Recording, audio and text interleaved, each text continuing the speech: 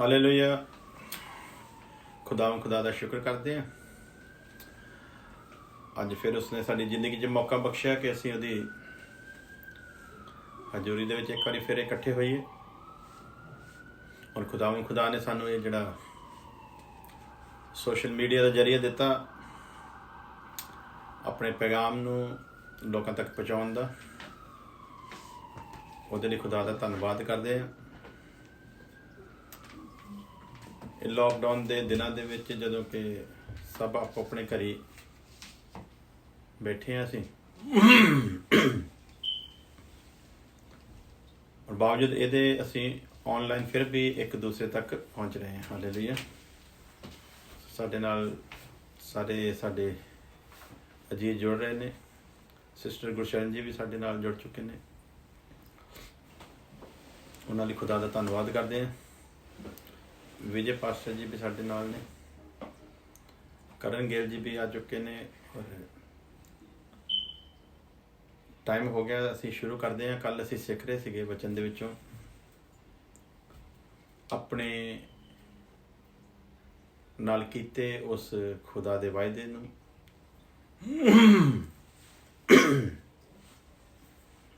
और उहदी बख्शी हुई उस दात नूं जिहदे द्वारा उन्हें साडे अगे एक जिउंदी आस नूं रखिया है। सिस्टर गुरशरण जी गुड मॉर्निंग, साडे वालों भी कबूल करो। साडी भैन अज पूरे टाइम ते साडे नाल जुड़े हैं और मैं उन्हां दे लई खुदा दा बड़ा धन्नवाद करदा हां। मसीह दे विच जिहड़ी मुहब्बत अपने लोकां नूं करदे आ और इस तरह मुहब्बत दे विच वधदे जाण, क्योंकि वचन दसदा मुहब्बत ही सब तो उत्तम है और मसीही मुहब्बत है जिहदे विच किसी किस्म का भी कोई लालच या स्वार्थ नहीं है, बल्कि असीं मिल के प्रभु के काम दे अगे वध रहे हैं। हालेलुया।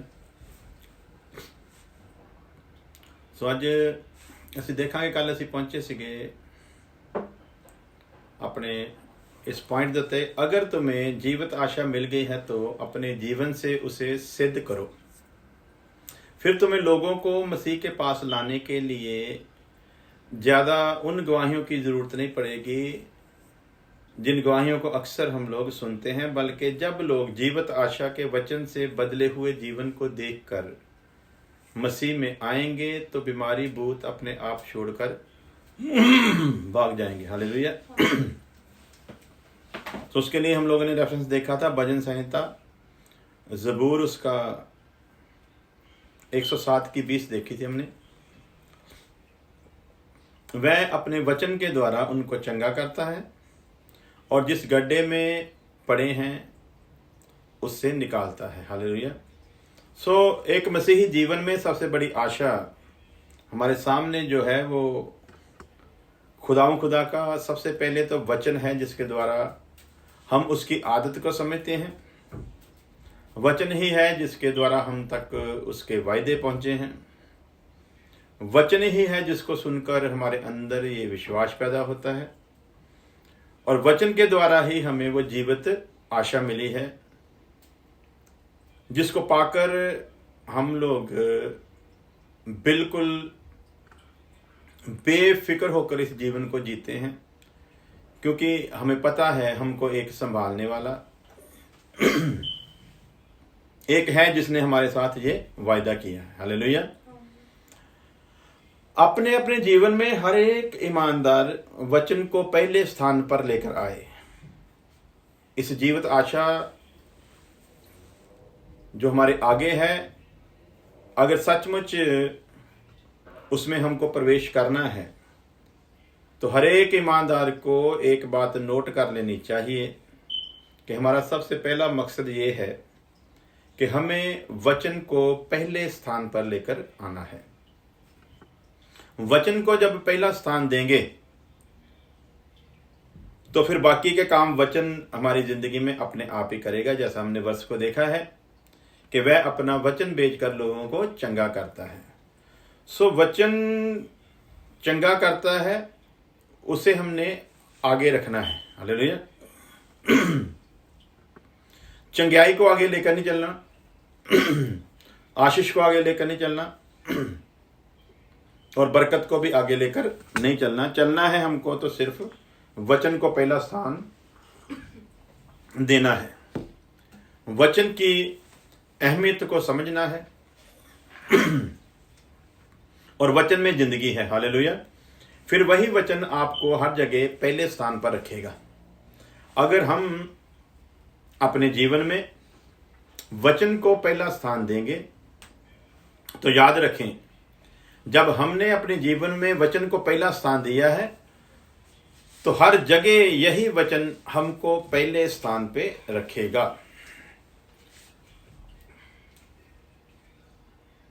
वचन में लिखा है, खुदा ने अपने वचन को अपने से भी ज्यादा इज्जत दी है,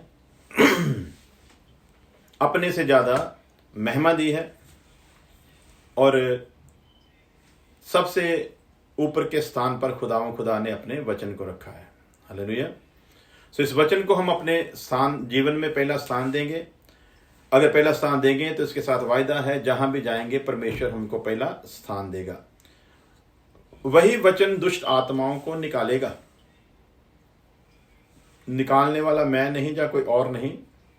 अगर हम वचन को पहला स्थान देंगे, वही वचन जो है दुष्ट आत्माओं को निकालेगा। क्या कहा था जब सूबेदार ने अपने नौकरों को भेजा था यीशु मसीह के पास, और यीशु मसीह ने जवाब दिया कि मैं आकर उसके नौकर को चंगा कर दूंगा। तो बदले में सॉरी माफ करना ज्यादा गला खराब है। तो सूबेदार ने एक बात कही, यीशु मसीह ने कहा कि उसके नौकरों को कि मैं आकर उसे चंगा कर दूंगा, लेकिन सूबेदार ने कहा कि तुझे मेरी छत के नीचे आने की जरूरत नहीं और मैं इस लायक भी नहीं हूं कि तू मेरी छत के नीचे आए। मैं जिस पोस्ट पर हूं, जो मुझको अधिकार है, मैं जो कहता हूं वही होता है। उसी मुताबिक तू सिर्फ वचन कर और मेरा विश्वास है कि तू यदि वचन करेगा तो तेरे वचन करने से ही मेरा नौकर जो है वो चंगा हो जाएगा। सो सिस्टर जी ने भी उस वचन की आयत को लिख दिया है। सिस्टर प्रियंका जी, हमने ज़बूर 138 उसकी 2 आयत जब आप पढ़ते हो तो वचन को परमेश्वर ने क्या स्थान दिया है उसे आप बखूबी देख सकते हो। हम लोग वो वचन पढ़ ही देते हैं क्योंकि बड़ा ही अभिषिक्त खुदा का ये वचन है और हम उसे पढ़ देते हैं। ज़बूर 138 138 और उसकी 2 वर्ष। मैं तेरी पवित्र हैकल ਵੱਲ ਮੱਥਾ ਟੇਕਾਂਗਾ ਤੇ ਮੈਂ ਤੇਰੀ ਦਇਆ ਦੇ ਕਾਰਨ ਤੇ ਤੇਰੀ ਵਫਾਦਾਰੀ ਦੇ ਕਾਰਨ ਤੇਰੇ ਨਾਮ ਦਾ ਧੰਨਵਾਦ ਕਰਾਂਗਾ, ਕਿਉਂ ਜੋ ਤੈਂ ਸਭ ਦੇ ਉੱਤੇ ਆਪਣੇ ਨਾਮ ਨੂੰ ਅਤੇ ਆਪਣੇ ਵਚਨ ਨੂੰ ਵਡਿਆਈ ਦਿੱਤੀ ਹੈ। ਹਾਲੇਲੂਇਆ। ਸੋ ਪਰਮੇਸ਼ਵਰ ਨੇ ਸਭ ਤੋਂ ਉੱਤੇ ਆਪਣੇ ਵਚਨ ਨੂੰ ਵਡਿਆਈ ਦਿੱਤੀ ਹੈ ਔਰ ਅਗਰ ਅਸੀਂ ਇਸੇ ਵਚਨ ਨੂੰ ਜਿਹਨੂੰ ਪਰਮੇਸ਼ਵਰ ਨੇ ਵਡਿਆਈ ਦਿੱਤੀ ਹੈ, ਅਗਰ ਅਸੀਂ ਇਸੇ ਵਚਨ ਨੂੰ ਆਪਣੇ ਅੱਗੇ ਰੱਖ ਕੇ ਮੁੱਖ ਰੱਖ ਕੇ ਚੱਲਾਂਗੇ ਤੇ ਜਿੱਥੇ ਜਿੱਥੇ ਵੀ ਜਾਵਾਂਗੇ, ਜਦੋਂ ਪਰਮੇਸ਼ਵਰ ਨੇ ਆਪਣੇ ਵਚਨ ਨੂੰ ਵਡਿਆਈ ਦਿੱਤੀ ਆ ਤੇ ਇਹ ਵਚਨ ਫਿਰ ਸਾਨੂੰ ਵੀ ਹਰ ਜਗ੍ਹਾ ਦੇ ਉੱਤੇ ਵਡਿਆਈ ਦੇਵੇਗਾ। ਹਾਲੇਲੂਇਆ। ਇਸੇ ਵਚਨ ਨੂੰ ਫਾਲੋ ਕਰਾਂਗੇ ਤੇ ਇਹ ਵਚਨ ਸਾਨੂੰ ਜਿਹੜਾ ਆ ਉਸ ਜਿਉਂਦੀ ਆਸ ਦੇ ਵਿੱਚ ਲੈ ਕੇ ਜਾਵੇਗਾ। ਲੇਕਿਨ ਅੱਜ ਮਸੀਹਤ ਦੇ ਵਿੱਚ ਜਿਸ ਵਚਨ ਨੂੰ ਖੁਦਾ ਨੇ ਸਭ ਤੋਂ ਉੱਪਰ ਦਾ ਦਰਜਾ ਦਿੱਤਾ, ਜਿਹਨੂੰ ਵਡਿਆਈ ਦਿੱਤੀ ਆ, ਉਸ ਵਚਨ ਨੂੰ ਅੱਜ ਕਲੀਸਿਆ ਦੇ ਵਿੱਚ ਬਹੁਤ ਹੀ ਪਿਛਲੇ ਸਥਾਨ ਤੇ ਲੈ ਗਏ ਆ ਔਰ ਉਸ ਵਚਨ ਨੂੰ ਜਿਹਦੇ ਵਿੱਚ ਜ਼ਿੰਦਗੀ ਆ, ਉਹ ਵਚਨ ਜਿਹਦੇ ਦੁਆਰਾ ਸਭ ਕੁਝ ਹੁੰਦਾ ਆ, ਉਹ ਵਚਨ ਜਿਹਦੇ ਲਈ ਸੂਬੇਦਾਰ ਨੇ ਕਿਹਾ ਕਿ ਤੂੰ ਨਿਰਾ ਵਚਨ ਕਰ ਤੇ ਮੇਰਾ ਨੌਕਰ ਚੰਗਾ ਹੋ ਜਾਵੇਗਾ। ਸੋ ਐਸਾ ਈਮਾਨ ਸਾਡਾ, ਐਸਾ ਵਿਸ਼ਵਾਸ ਹੋਣਾ ਚਾਹੀਦਾ ਆ ਕਿ ਜਿਸ ਵਚਨ ਦੇ ਨਾਲ ਧਰਤੀ ਆਕਾਸ਼ ਰਚੇ ਗਏ, ਜਿਸ ਵਚਨ ਦੇ ਨਾਲ ਆਲਮ ਰਚਿਆ ਗਿਆ, ਜਿਸ ਵਚਨ ਦੇ ਕਹਿਣ ਦੇ ਨਾਲ ਸਭ ਕੁਝ ਹੋ ਜਾਂਦਾ ਹੈ, ਜਿਸ ਵਚਨ ਦੀ ਅਹਿਮੀਅਤ ਨੂੰ ਪਰਮੇਸ਼ਵਰ ਨੇ ਆਪਣੇ ਵਚਨ ਦੇ ਵਿੱਚ ਹਿਜਕੀਏਲ ਦੀ ਕਿਤਾਬ ਦੇ ਵਿੱਚ ਇਸ ਤਰ੍ਹਾਂ ਦੱਸਿਆ ਹੈ ਕਿ ਹਿਜਕੀਏਲ ਨੂੰ ਕਹਿੰਦਾ ਜਾ ਮੌਤ ਦੀ ਵਾਦੀ ਵਿੱਚ ਜਾ। ਉਸ ਜਗ੍ਹਾ ਤੇ ਪਰਮੇਸ਼ਵਰ ਆਪਣੇ ਵਚਨ ਦੀ ਤਾਕਤ ਨੂੰ ਸਾਨੂੰ ਸਮਝਾਉਣਾ ਚਾਹੁੰਦਾ ਆ। ਕਹਿੰਦਾ ਜਾ ਮੌਤ ਦੀ ਵਾਦੀ ਵਿੱਚ ਜਾ, ਔਰ ਮੌਤ ਦੀ ਵਾਦੀ ਵਿੱਚ ਜਦੋਂ ਗਿਆ ਉੱਥੇ ਹੱਡੀਆਂ ਦਾ ਹੀ ਇੱਕ ਸੰਸਾਰ ਸੀ ਔਰ ਤੁਸੀਂ ਸਭ ਲੋਕ ਜਿਹੜੇ ਵਚਨ ਨੂੰ ਜਾਣਦੇ ਹੋ, ਤੁਸੀਂ ਇਸ ਤੋਂ ਅੱਛੀ ਤਰ੍ਹਾਂ ਵਾਕਿਫ ਹੋ ਕਿ ਉਹ ਹੱਡੀਆਂ ਦਾ ਜਿਹੜਾ ਸੰਸਾਰ ਸੀ ਉਹ ਸਾਨੂੰ ਹੀ ਦਿਖਾਉਂਦਾ ਹੈ। ਇਸ ਦੁਨੀਆ ਵਿੱਚ ਸਾਡੇ ਵਰਗੀਆਂ ਜਿਹੜੀਆਂ ਖਿਲਰੀਆਂ ਹੋਈਆਂ ਹੱਡੀਆਂ ਨੇ ਉਹਨਾਂ ਨੂੰ ਉਹ ਦਿਖਾਉਂਦਾ ਆ। ਕਹਿੰਦਾ ਜਾ ਇਹਨਾਂ ਹੱਡੀਆਂ ਦੇ ਉੱਤੇ ਵਾਕ ਕਰ। ਔਰ ਪਰਮੇਸ਼ਵਰ ਦੇ ਆਖੇ ਅਨੁਸਾਰ ਜਦੋਂ ਹਿਜਕੀਏਲ ਨੇ ਉਹਨਾਂ ਹੱਡੀਆਂ ਦੇ ਉੱਤੇ ਵਾਕ ਕੀਤਾ ਤੇ ਲਿਖਿਆ ਹੱਡੀਆਂ ਦੇ ਵਿੱਚ ਹਲਚਲ ਆ ਗਈ। ਹੱਡੀਆਂ ਆਪਣੀ ਆਪਣੀ ਜਗ੍ਹਾ ਤੋਂ ਖਿਸਕਣੀਆਂ ਸ਼ੁਰੂ ਹੋ ਗਈਆਂ। ਹਰੇਕ ਹੱਡੀ ਨੇ ਆਪਣੇ ਆਪਣੇ ਹੱਡੀ ਦੇ ਜੋੜ ਨੂੰ ਲੱਭਣਾ ਸ਼ੁਰੂ ਕਰ ਦਿੱਤਾ। ਹਰੇਕ ਹੱਡੀ ਆਪਣੇ ਆਪਣੇ ਜੋੜ ਦੇ ਨਾਲ ਜੁੜਨਾ ਸ਼ੁਰੂ ਹੋ ਗਈ। ਇਹ ਕਿਉਂ ਹੋਈ? ਕਿਉਂਕਿ ਜਿਸ ਵਚਨ ਨੂੰ ਪਰਮੇਸ਼ਵਰ ਨੇ ਸਭ ਤੋਂ ਉੱਚਾ ਸਥਾਨ ਦਿੱਤਾ ਹੈ, ਜਿਸ ਵਚਨ ਨੂੰ ਪਰਮੇਸ਼ਵਰ ਨੇ ਇੰਨੀ ਇੱਜ਼ਤ ਦਿੱਤੀ ਹੈ, ਜਦੋਂ ਉਸੇ ਵਚਨ ਨੂੰ ਪਰਮੇਸ਼ਵਰ ਦੀ ਮਰਜ਼ੀ ਦੇ ਮੁਤਾਬਕ ਉਹਦੇ ਨਬੀ ਲੋਕ, ਉਹਦੇ ਸੇਵਕ ਲੋਕ ਜਦੋਂ ਉਸੇ ਵਚਨ ਨੂੰ ਉਹਦੀ ਇੱਛਾ ਦੇ ਨਾਲ ਇੱਦਾਂ ਨਹੀਂ ਬੋਲਦੇ ਜਿੱਦਾਂ ਪਿਛਲੇ ਦਿਨਾਂ 'ਚ ਅਸੀਂ ਦੇਖਿਆ। ਬਾਰ-ਬਾਰ ਮੈਨੂੰ ਰਿਪੀਟ ਕਰਨ ਦੀ ਜ਼ਰੂਰਤ ਨਹੀਂ ਹੈ। ਤੁਸੀਂ ਜਾਣਦੇ ਹੋ ਕਿ ਜਿਵੇਂ ਪਿਛਲੇ ਲੋਕਾਂ ਦੀਆਂ ਭਿਸ਼ਵਾਣੀਆਂ ਜਿਹੜੀਆਂ ਝੂਠੀਆਂ ਸਾਬਤ ਹੋਈਆਂ, ਇੱਦਾਂ ਨਹੀਂ। ਜਦੋਂ ਪਰਮੇਸ਼ਵਰ ਦੇ ਵਚਨ ਨੂੰ ਪਰਮੇਸ਼ਵਰ ਦੀ ਇੱਛਾ ਦੇ ਅਨੁਸਾਰ ਜਦੋਂ ਬੋਲਿਆ ਗਿਆ ਤੇ ਅਸੀਂ ਉੱਥੇ ਦੇਖਦੇ ਹਾਂ ਕਿਹੜਾ ਕੰਮ ਹੋਇਆ ਆ। ਅੱਜ ਵੀ ਅਗਰ ਅਸੀਂ ਇਸ ਵਚਨ ਨੂੰ ਆਪਣੀ ਜ਼ਿੰਦਗੀ ਦੇ ਵਿੱਚ ਸਭ ਤੋਂ ਮੋਹਰਲੇ ਹਿੱਸੇ ਉੱਤੇ ਲੈ ਆਈਏ, ਅੱਜ ਵੀ ਅਗਰ ਇਸ ਵਚਨ ਨੂੰ ਉਸੇ ਤਰ੍ਹਾਂ ਅਸੀਂ ਇੱਜ਼ਤ ਦਈਏ ਜਿਸ ਤਰ੍ਹਾਂ ਪਰਮੇਸ਼ਵਰ ਨੇ ਆਪਣੇ ਵਚਨ ਨੂੰ ਇੱਜ਼ਤ ਦਿੱਤੀ ਆ, ਇਸ ਵਚਨ ਦੇ ਵਿੱਚ ਉਹਦੀ ਕੁਦਰਤ ਆ ਔਰ ਇਹ ਵਚਨ ਸਭ ਕੁਝ ਕਰਨ ਦੀ ਕੁਦਰਤ ਰੱਖਦਾ ਆ। ਜਿਸ ਵਚਨ ਦੇ ਨਾਲ ਉਹਨੇ ਆਲਮ ਸੰਭਾਲ ਕੇ ਰੱਖਿਆ, ਜਿਸ ਵਚਨ ਦੇ ਨਾਲ ਉਹਨੇ ਅਥਾਹ ਸਮੁੰਦਰ ਨੂੰ ਆਪਣੇ ਕੰਟਰੋਲ ਦੇ ਵਿੱਚ ਰੱਖਿਆ, ਜਿਸ ਵਚਨ ਦੇ ਨਾਲ ਉਹਨੇ ਸਮੁੰਦਰ ਦੀਆਂ ਲਹਿਰਾਂ ਨੂੰ ਹੁਕਮ ਦਿੱਤਾ ਕਿ ਤੁਸੀਂ ਇੱਥੋਂ ਤੱਕ ਆਉਣਾ ਆ, ਇਸ ਤੋਂ ਅੱਗੇ ਤੁਸੀਂ ਵੱਧ ਸਕਦੀਆਂ ਨਹੀਂ ਆ। ਔਰ ਸਮੁੰਦਰ ਦੀਆਂ ਲਹਿਰਾਂ ਪਿੱਛੋਂ ਬੜੇ ਜ਼ੋਰ ਦੇ ਨਾਲ ਆਉਂਦੀਆਂ, ਲੇਕਿਨ ਸ਼ਰਮਿੰਦਗੀ ਦੀ ਝੱਗ ਉਗਲ ਕੇ ਫਿਰ ਵਾਪਸ ਚਲੇ ਜਾਂਦੀਆਂ, ਕਿਉਂਕਿ ਕਿਸੇ ਦੇ ਹੁਕਮ ਦੇ ਵਿੱਚ ਆ ਉਹ। ਔਰ ਉਹੀ ਪਰਮੇਸ਼ਵਰ ਦਾ ਵਚਨ ਜਦੋਂ ਉਹਨਾਂ ਲਹਿਰਾਂ ਦੇ ਲਈ ਹੁੰਦਾ ਆ ਤੇ ਸੁਨਾਮੀ ਬਣ ਕੇ ਉਹ ਲਹਿਰਾਂ ਦੇਸ਼ਾਂ ਦੇ ਦੇਸ਼ਾਂ ਨੂੰ ਤਬਾਹ ਕਰ ਦਿੰਦੀ ਆ। ਸੋ ਵਚਨ ਦੀ ਅਹਿਮੀਅਤ ਆ। ਇਸ ਵਚਨ ਨੂੰ ਅੱਜ ਕਲੀਸਿਆ ਦੇ ਵਿੱਚ ਬਹੁਤ ਪਿੱਛੇ ਲੈ ਗਏ ਆ, ਜਿਹਦਾ ਕਰਕੇ ਕਲੀਸਿਆ ਨੂੰ ਸਮਝ ਨਹੀਂ ਆਉਂਦੀ। ਔਰ ਇਸੇ ਵਚਨ ਦੇ ਬਾਰੇ ਲਿਖਿਆ ਆ ਕਿ ਇਸ ਵਚਨ ਦਾ ਗਿਆਨ ਨਾ ਹੋਣ ਦਾ ਕਰਕੇ ਅੰਤ ਸਮੇਂ ਦੇ ਵਿੱਚ ਲੋਕ ਬਰਬਾਦ ਹੋ ਜਾਣਗੇ। ਸੋ ਅੱਜ ਕਲੀਸਿਆ ਦੇ ਵਿੱਚ ਇਸ ਵਚਨ ਦੀ ਬਹੁਤ ਅਹਿਮੀਅਤ ਹੋਣੀ ਚਾਹੀਦੀ ਆ। ਅੱਜ ਕਲੀਸਿਆ ਦੇ ਵਿੱਚ ਇਸ ਵਚਨ ਦੀ ਬਹੁਤ ਜ਼ਰੂਰਤ ਹੋਣੀ ਚਾਹੀਦੀ ਆ, ਕਿਉਂਕਿ ਜਿਸ ਵਚਨ ਦੇ ਵਿੱਚ ਜ਼ਿੰਦਗੀ ਆ, ਜਿਸ ਵਚਨ ਦੇ ਦੁਆਰਾ ਵਾਅਦਾ ਆ, ਜੇ ਅਸੀਂ ਇਹਦੇ ਗਿਆਨ ਤੋਂ ਪਿੱਛੇ ਰਹਿ ਗਏ ਤੇ ਇੱਕ ਸਮਾਂ ਆਵੇਗਾ, ਜਿਵੇਂ ਮੈਂ ਕੱਲ ਦੱਸਿਆ ਸੀ ਕਿ ਵਚਨ ਨੂੰ ਲੋਕੀ ਲੱਭਣਗੇ ਤੇ ਵਚਨ ਮਿਲਣਾ ਨਹੀਂ ਆ। ਸੋ ਹੁਣ ਜਦੋਂ ਪਰਮੇਸ਼ਵਰ ਨੇ ਸਾਡੇ ਅੱਗੇ ਮੌਕਾ ਰੱਖਿਆ, ਇਕੱਠਾ ਕਰ ਲਓ ਜਿੰਨਾ ਕਰਨਾ ਹੈ। ਜਿਵੇਂ ਖੁਦਾ ਦੇ ਦਾਸ ਨੇ ਲਿਖਿਆ, ਮੈਂ ਤੇਰੇ ਵਚਨ ਨੂੰ ਆਪਣੇ ਦਿਲ ਦੇ ਵਿੱਚ ਜਮ੍ਹਾਂ ਕਰ ਲਿਆ ਤਾਂ ਕਿ ਤੇਰਾ ਪਾਪ ਨਾ ਕਰਾਂ। ਪਾਪ ਤੋਂ ਉਹੀ ਬਚ ਸਕਣਗੇ, ਉਸ ਰੈਪਚਰ ਦੇ ਵਿੱਚ ਉਹੀ ਜਾਣਗੇ, ਉਸ ਧਨ ਆਸ਼ਾ ਦੇ ਵਿੱਚ ਉਹੀ ਪ੍ਰਵੇਸ਼ ਕਰਨਗੇ ਜਿਹੜੇ ਵਚਨ ਨੂੰ ਆਪਣੇ ਦਿਲ ਦੇ ਵਿੱਚ ਜਮ੍ਹਾਂ ਕਰਕੇ ਰੱਖਣਗੇ। ਕਈ ਦਿਮਾਗ ਦੇ ਵਿੱਚ ਰੱਖ ਕੇ ਬੈਠੇ ਆ, ਦਿਮਾਗ ਦੇ ਵਿੱਚ ਸ਼ਰਾਰਤਾਂ ਹੀ ਹੁੰਦੀਆਂ ਆ, ਔਰ ਇਹ ਵਚਨ ਨੂੰ ਵੀ ਸ਼ਰਾਰਤਾਂ ਦੇ ਲਈ ਹੀ ਇਸਤੇਮਾਲ ਕਰਦੇ, ਵਚਨ ਨੂੰ ਗਿਆਨ ਦੇ ਲਈ ਇਸਤੇਮਾਲ ਕਰਦੇ, ਵਚਨ ਨੂੰ ਲੋਕਾਂ ਨੂੰ ਲੁਭਾਉਣ ਦੇ ਲਈ, ਭਰਮਾਉਣ ਦੇ ਲਈ ਇਸਤੇਮਾਲ ਕਰਦੇ ਆ, ਵਚਨ ਦਾ ਗਲਤ ਦੁਰਪਯੋਗ ਕਰਦੇ ਆ, ਵਚਨ ਦੇ ਵਿੱਚ ਮਿਲਾਵਟ ਕਰਦੇ ਆ। ਇਹਦੀ ਸਜ਼ਾ ਜਿਹੜੀ ਆ ਬਹੁਤ ਜ਼ਿਆਦਾ ਭਿਆਨਕ ਮਿਲਣ ਵਾਲੀ ਆ। ਇਸ ਲਈ ਯਾਦ ਰੱਖੋ ਜੀ, ਜੋ ਜਿਸ ਵਚਨ ਨੂੰ ਜ਼ਬੂਰਾਂ ਦੇ ਅਨੁਸਾਰ ਜਿਵੇਂ ਅਸੀਂ ਪੜ੍ਹਿਆ 138:2 ਦੇ ਵਿੱਚ ਕਿ ਉਹਨੇ ਆਪਣੇ ਵਚਨ ਨੂੰ ਬਹੁਤ ਉੱਚੇ ਸਥਾਨ ਤੇ ਰੱਖਿਆ, ਵੱਡੇ ਸਥਾਨ ਤੇ ਰੱਖਿਆ ਔਰ ਆਪਣੇ ਵਚਨ ਨੂੰ ਬਹੁਤ ਇੱਜ਼ਤ ਦਿੱਤੀ ਆ। ਔਰ ਅਸੀਂ ਵੀ ਉਸੇ ਤਰ੍ਹਾਂ ਜਿਹਦਾ ਵਚਨ ਆ, ਜਦੋਂ ਉਹਨੇ ਇਸ ਵਚਨ ਨੂੰ ਇੰਨੀ ਇੱਜ਼ਤ ਦਿੱਤੀ ਆ ਤੇ ਫਿਰ ਅਸੀਂ ਵੀ ਉਸੇ ਤਰ੍ਹਾਂ ਇਸ ਵਚਨ ਨੂੰ ਉਨੀ ਹੀ ਇੱਜ਼ਤ ਦਈਏ। ਅਗਰ ਇਸ ਵਚਨ ਨੂੰ ਅਸੀਂ ਅੱਜ ਇੱਜ਼ਤ ਨਾ ਦਿੱਤੀ, ਅਗਰ ਅੱਜ ਅਸੀਂ ਇੱਜ਼ਤ ਨਾ ਦੇਣ ਦਾ ਮਤਲਬ ਹੈ ਕਿ ਅਸੀਂ ਬੇਇੱਜ਼ਤੀ ਕਰਦੇ ਹਾਂ। ਅੱਜ ਅਗਰ ਅਸੀਂ ਇਸ ਵਚਨ ਨੂੰ ਬੇਇੱਜ਼ਤ ਕਰਦੇ ਹਾਂ ਤੇ ਆਉਣ ਵਾਲੇ ਸਮੇਂ ਦੇ ਵਿੱਚ ਇਸੇ ਵਚਨ ਨਾ ਹੋਣ ਦਾ ਕਰਕੇ ਥਾਂ ਥਾਂ ਦੇ ਉੱਤੇ ਫਿਰ ਅਸੀਂ ਬੇਇੱਜ਼ਤ ਹੋਵਾਂਗੇ।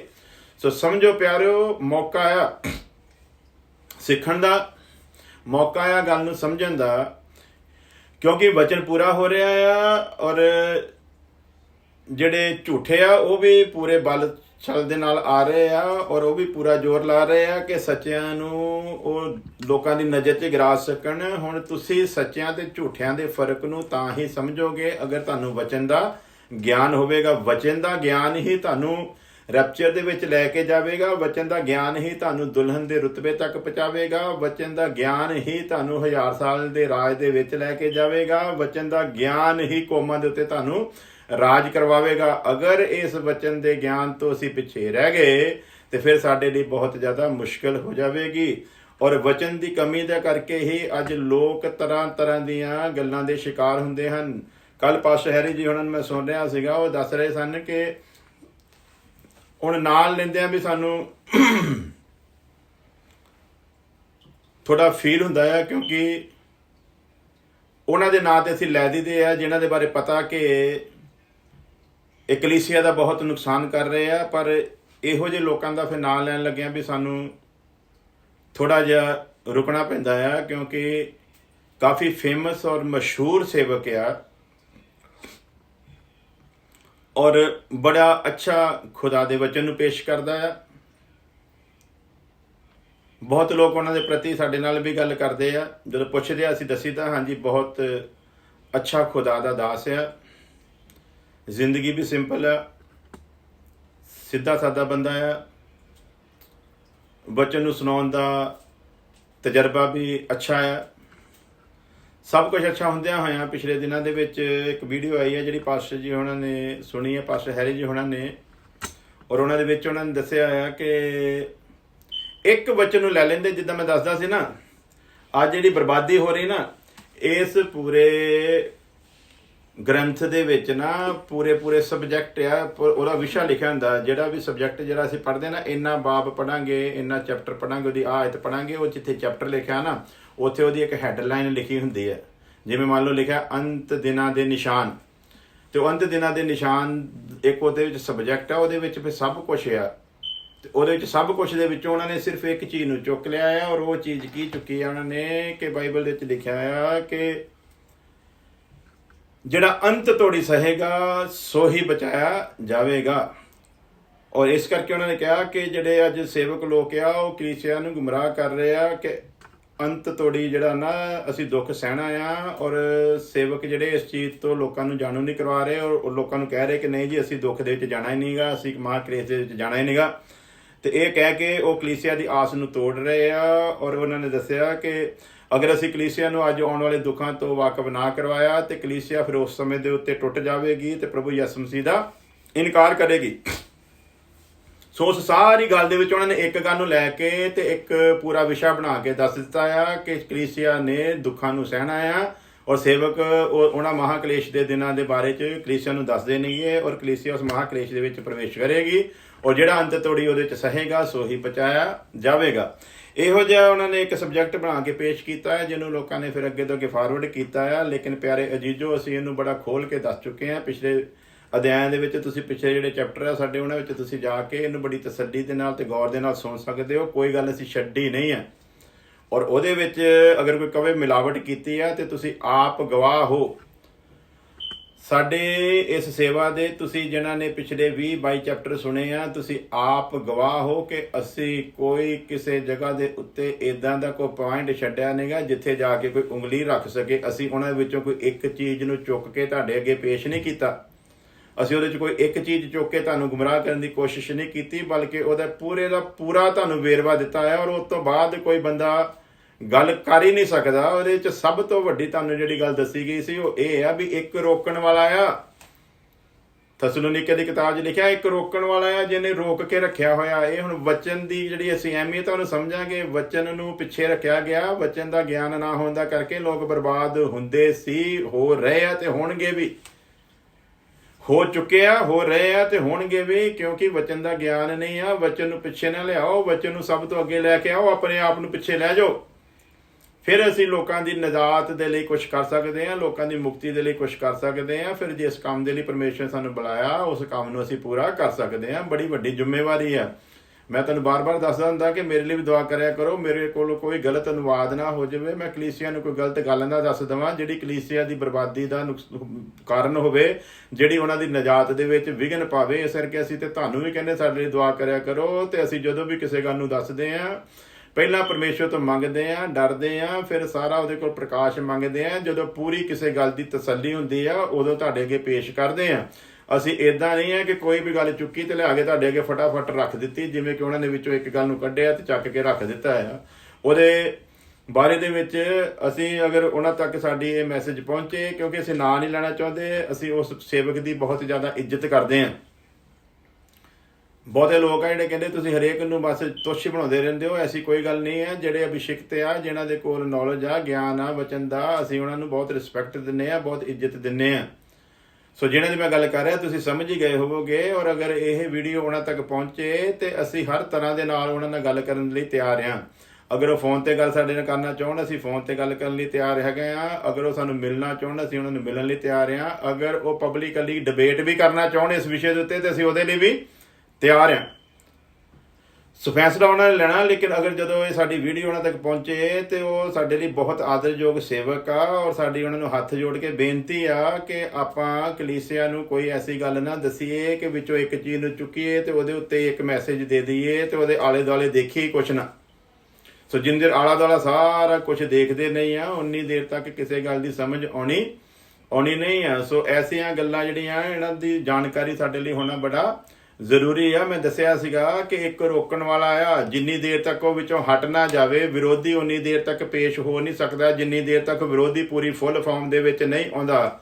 ਪ੍ਰਕਾਸ਼ਿਤ ਵਾਕਿਆ 12 ਅਧਿਆਇ ਦੇ ਅਨੁਸਾਰ ਜਿੰਨੀ ਦੇਰ ਉਹ ਫੁੱਲ ਪਾਵਰ ਦੇ ਵਿੱਚ ਇਸ ਜ਼ਮੀਨ ਦੇ ਉੱਤੇ ਨਹੀਂ ਆਉਂਦਾ, ਜਿੰਨੀ ਦੇਰ ਤੱਕ ਉਹਨੂੰ ਪੂਰਾ ਅਧਿਕਾਰ ਨਹੀਂ ਮਿਲਦਾ, ਉਨੀ ਦੇਰ ਤੱਕ ਮਹਾਕਲੇਸ਼ ਦੇ ਸਮੇਂ ਦਾ ਹੋਣਾ ਤੇ ਨਾਮੁਮਕਿਨ ਹੈ। ਤੇ ਫਿਰ ਇਸ ਦੁਲਹਨ ਉਸ ਮਹਾਕਲੇਸ਼ ਦੇ ਵਿੱਚ ਕਿੱਦਾਂ ਜਾਵੇਗੀ?